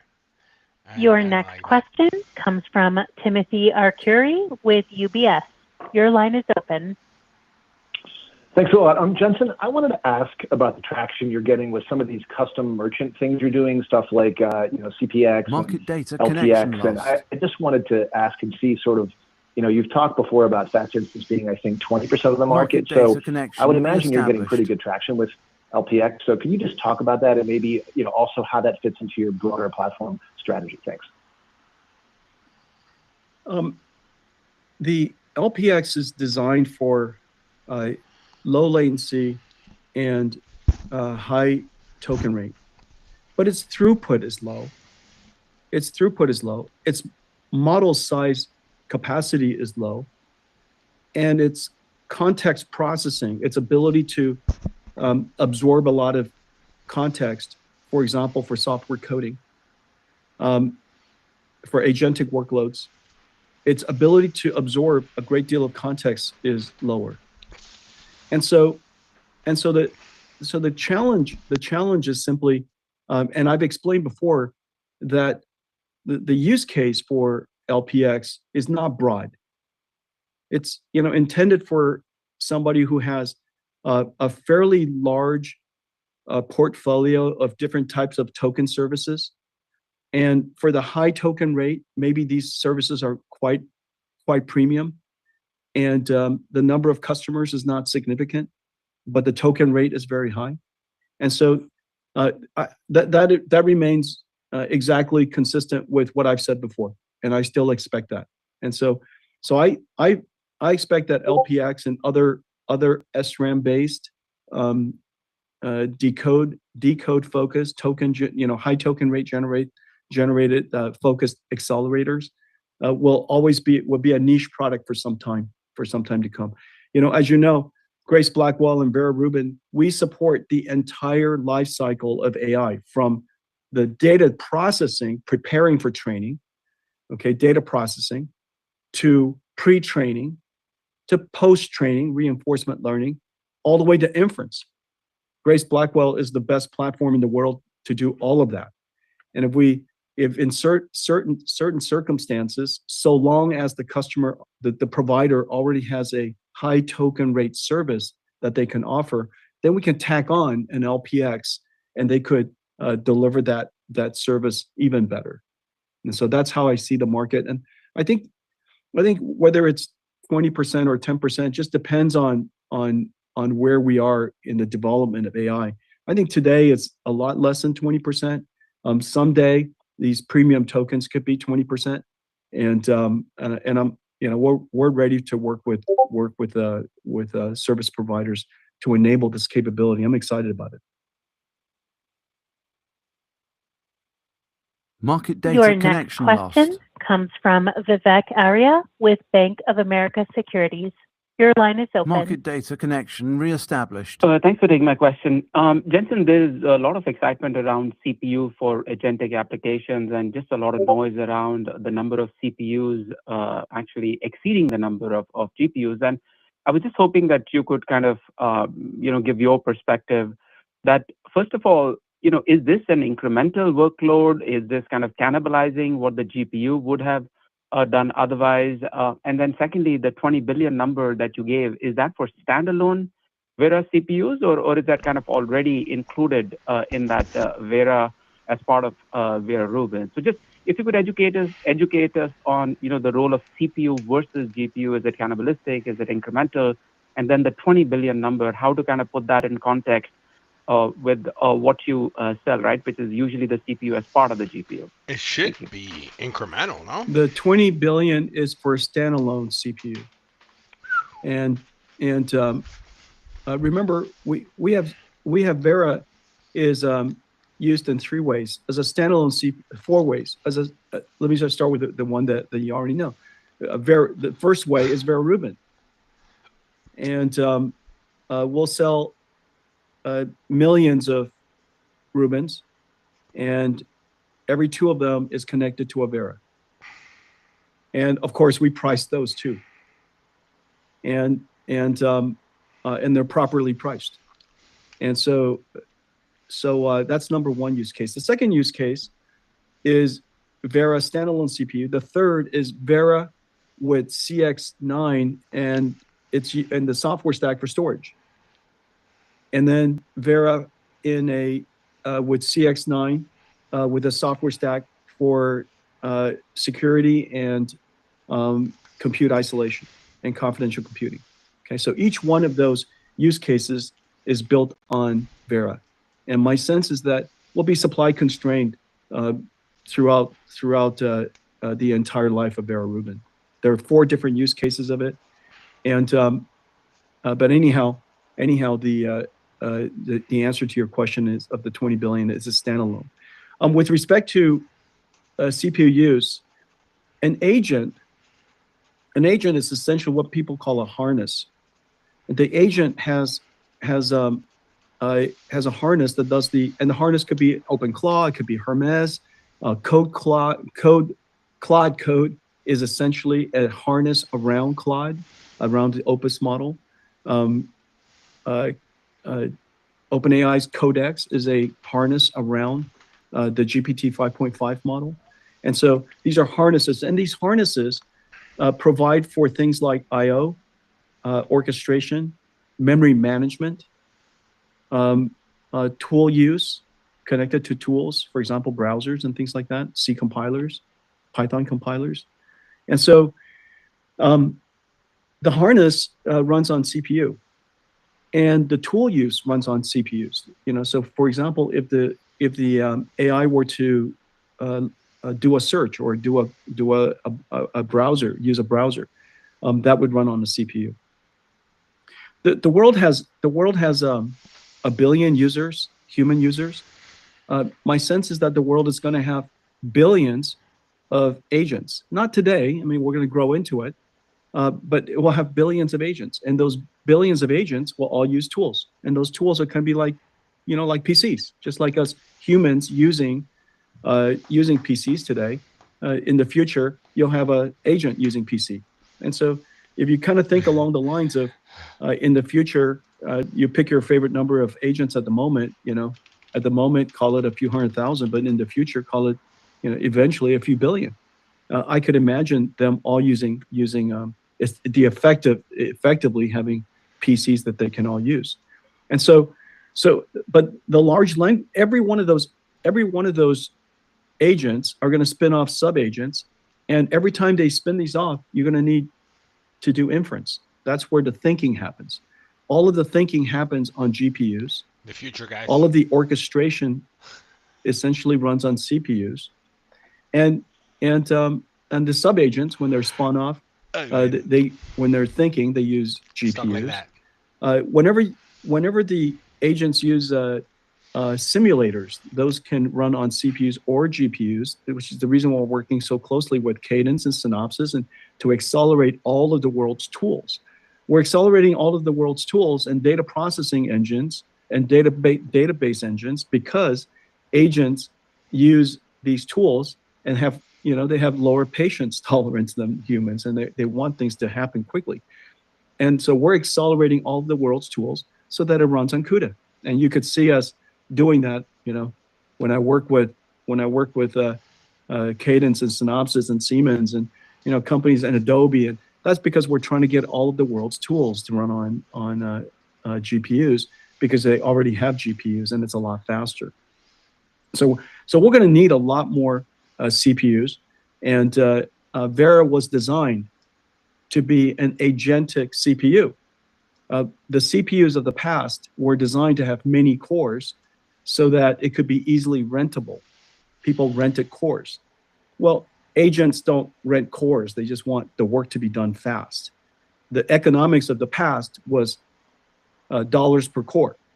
That's the economics of cloud computing of the past. The economics of AI of the future is tokens per dollar, or dollars per token. And so what we need to do in the future is to generate tokens, process tokens as fast as possible. And that's what Vera does incredibly well. So we're expecting to be very successful with Vera, but ultimately what we're doing is we're building infrastructure for AI, and it needs incredibly great storage. That's the reason why we built STX. It needs incredibly good networking. That's why we have Spectrum-X. It needs incredibly great GPUs, of course, and inferencing ability. That's the reason why NVLink 72. It needs incredibly great security and confidential computing, which is the reason why Vera Rubin is the world's first platform with end-to-end confidential computing.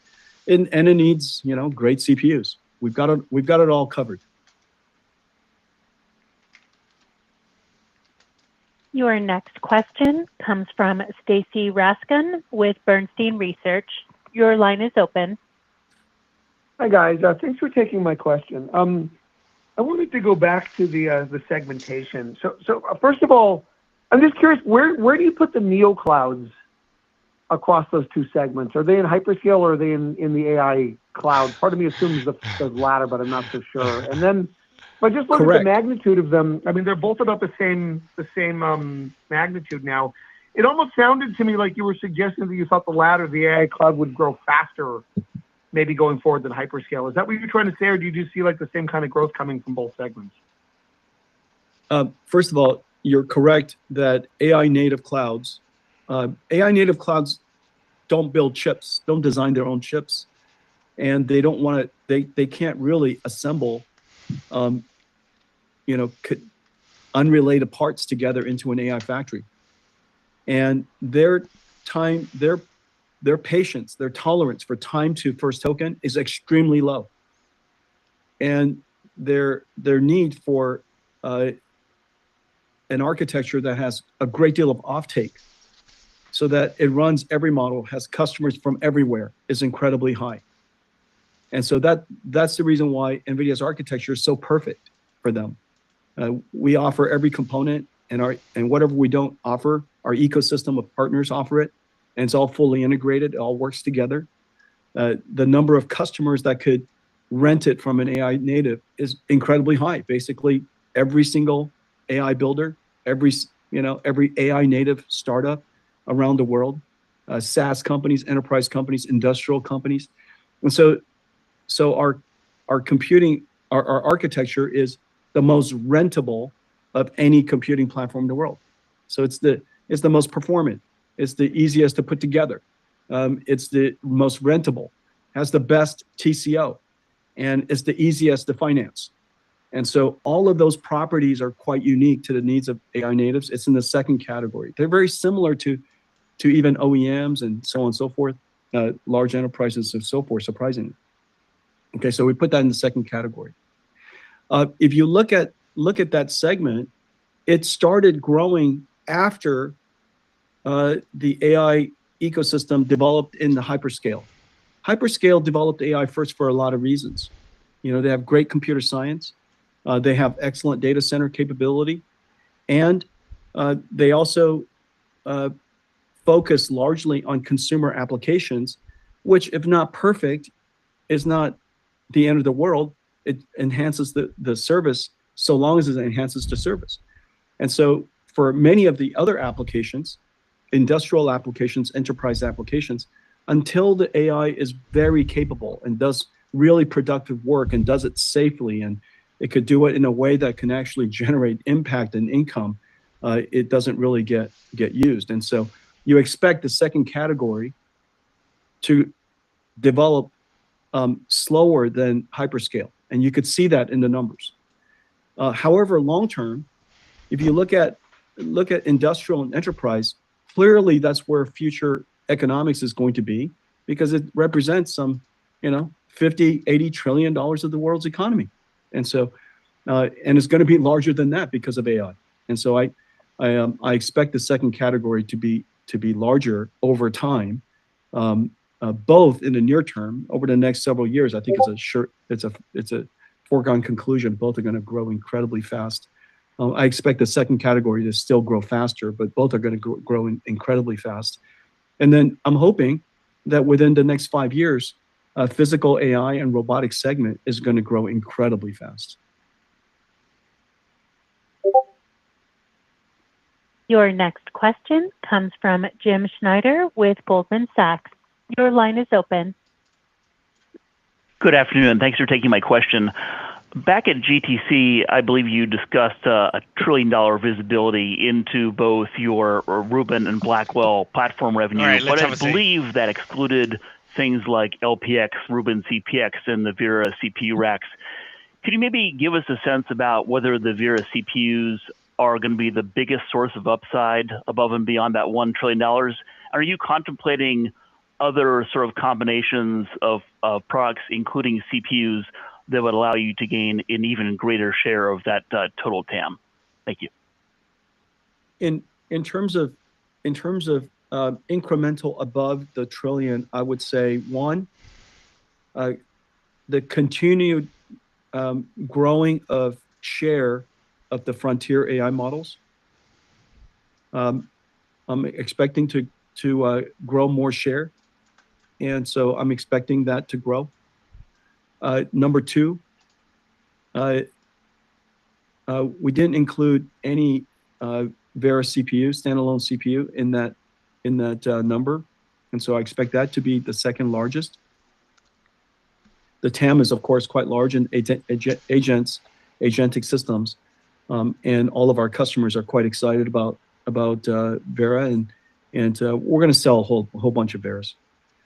And then third would be LPX, because as I explained earlier, LPX is designed because of its SRAM architecture, it has the benefit of very low latency, very, very high interactivity, but it's also its throughput, its context processing ability is also quite limited. And that's just kind of the nature of SRAM type based systems. And but the combination, we'll be able to address the entire spectrum of AI from pre-training to post-training to inference agentic systems through the combination of Vera Rubin and LPX. Your next question comes from Joshua Buchalter with TD Cowen. Your line is open. Hey guys, thanks for taking my question and congrats on the great results. Colette, I believe in your prepared remarks you mentioned GB300 is sort of the fastest ramp in the company's history. How should we think about Vera Rubin against this benchmark? It's obviously a new architecture at the silicon level, but it's a similar rack. Does that mean we should expect a similar slope to the Vera Rubin ramp as the GB300, or should it be a bit more gradual given the new silicon? Thank you. Yeah, well, we have indicated for a while that we will be launching Vera Rubin in the second half. We will start in Q3. That will be our initial pieces together. And then once we get to Q4, we're probably going to start to see our ramping continue. It's hard to say at this point what will be a faster ramp. But again, we have demand already planned. We've got POs. We've got almost all of our major customers ready to go. And these are very complex systems that we need to put together. So I think it's just about the timing that it's going to take for us to get that into market. Nothing else other than getting from production of all of the different systems that we have ready for ordered. So a little early to say, but yes, we're going to start in Q3 and continue to ramp into Q4. And Q1 of next year certainly is going to be very big as well. There are no further questions at this time. Toshiya Hari, I turn the call back over to you. That's it, guys. Thank you. Before I hand it over to Jensen, please note Jensen will be giving a keynote at GTC Taipei at Computex on June 1st. We will also be participating at the TD Cowen TMT conference on May 28th and the Bank of America Global Technology Conference on June 4th. Our earnings call to discuss the results of our second quarter of fiscal 2027 is scheduled for August 26th. With that, here's Jensen to close us out. This was an extraordinary quarter. Demand has gone parabolic. The reason is simple. Agentic AI has arrived. AI can now do productive and valuable work. Tokens are now profitable, so model makers are in a race to produce more. In the AI era, compute capacity is revenue and profits. NVIDIA is the platform of this era. Of all the platforms in the world, NVIDIA Compute supports the richest diversity of demand. Let me highlight my top 5 things. First, NVIDIA is the only platform that runs every frontier AI model. With the addition of Anthropic to our existing partners, OpenAI, xAI, Meta MSL, Gemini, and many others, our share of frontier AI is growing. Second, we are in every hyperscale cloud, supporting their core data processing and machine learning workloads, internal AI services, as well as supporting their demand for NVIDIA users in their public cloud services. Third, our full stack complete AI factory solution and vast global ecosystem let us uniquely address new AI data center segments, new AI cloud natives, new AI native clouds, and sovereign AI clouds, and on-premises enterprise and industrial infrastructure. This is that second category I was talking about earlier. Fourth, NVIDIA CUDA extends all the way to the edge. Robotics, autonomous vehicles, embedded medical instruments, AI, RAN, telco, base stations. The next wave is physical AI, with billions of autonomous and robotic systems operating in the physical world. This is the third segment we were talking about earlier. And rounding out the top 5 things, we have a major new growth driver, Vera, the world's first CPU purpose-built for agentic AI. Vera opens a brand new $200 billion TAM for NVIDIA, a market we have never addressed before. And every major hyperscaler and system maker is partnering with us to deploy it. The world is rebuilding computing for agentic AI and robotic physical AI. NVIDIA sits at the center of these transitions. We built NVIDIA compute platform over 3 decades. One architecture, vast ecosystem, extreme co-design across chips, Man, Lisa might systems, catch up. networking, Crap. and software. We built it ahead of this moment so that when agentic AI arrived, NVIDIA would be ready. It has arrived. Look forward to catching up next time. With that, we This end the call. concludes today's conference call. You may now disconnect. All right, resume time. NVIDIA reported earnings and had a massive beat all across the board. Guidance is expected to continue to go up, and Jensen's $1 trillion dream could become a reality by the end of 2027. It was a fantastic quarter, to say the least, but the stock didn't react the way we were expecting it. That is okay. It will take some time for the market to understand these numbers, and the amount of money that needs to go into the stock in order to move the price is going to be substantial. Now, we also had some interesting news in the rest of the market today that might have muted the outcome here. But again, it beat even my expectations, with earnings per share being, what were the numbers? Earnings per share were, earnings per share were $1.87, and then they generated $81 billion in revenue. Fantastic results. Data center revenue continues to go up, and they are changing their accounting methods. I think the stock rallies tomorrow. Don't buy on that, but again, it does. 100% it does, you know?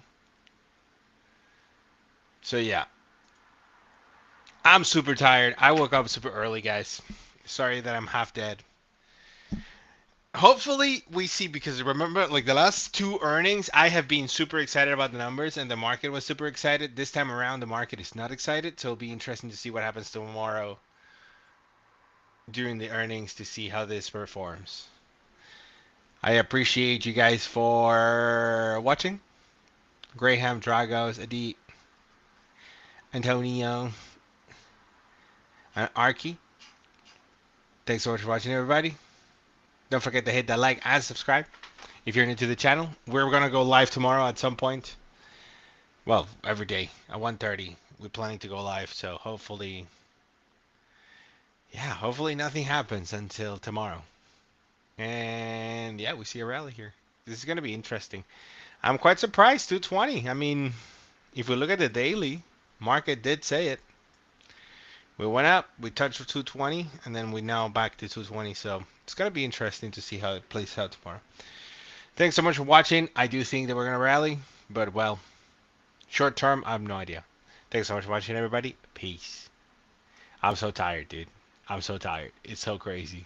I appreciate you guys.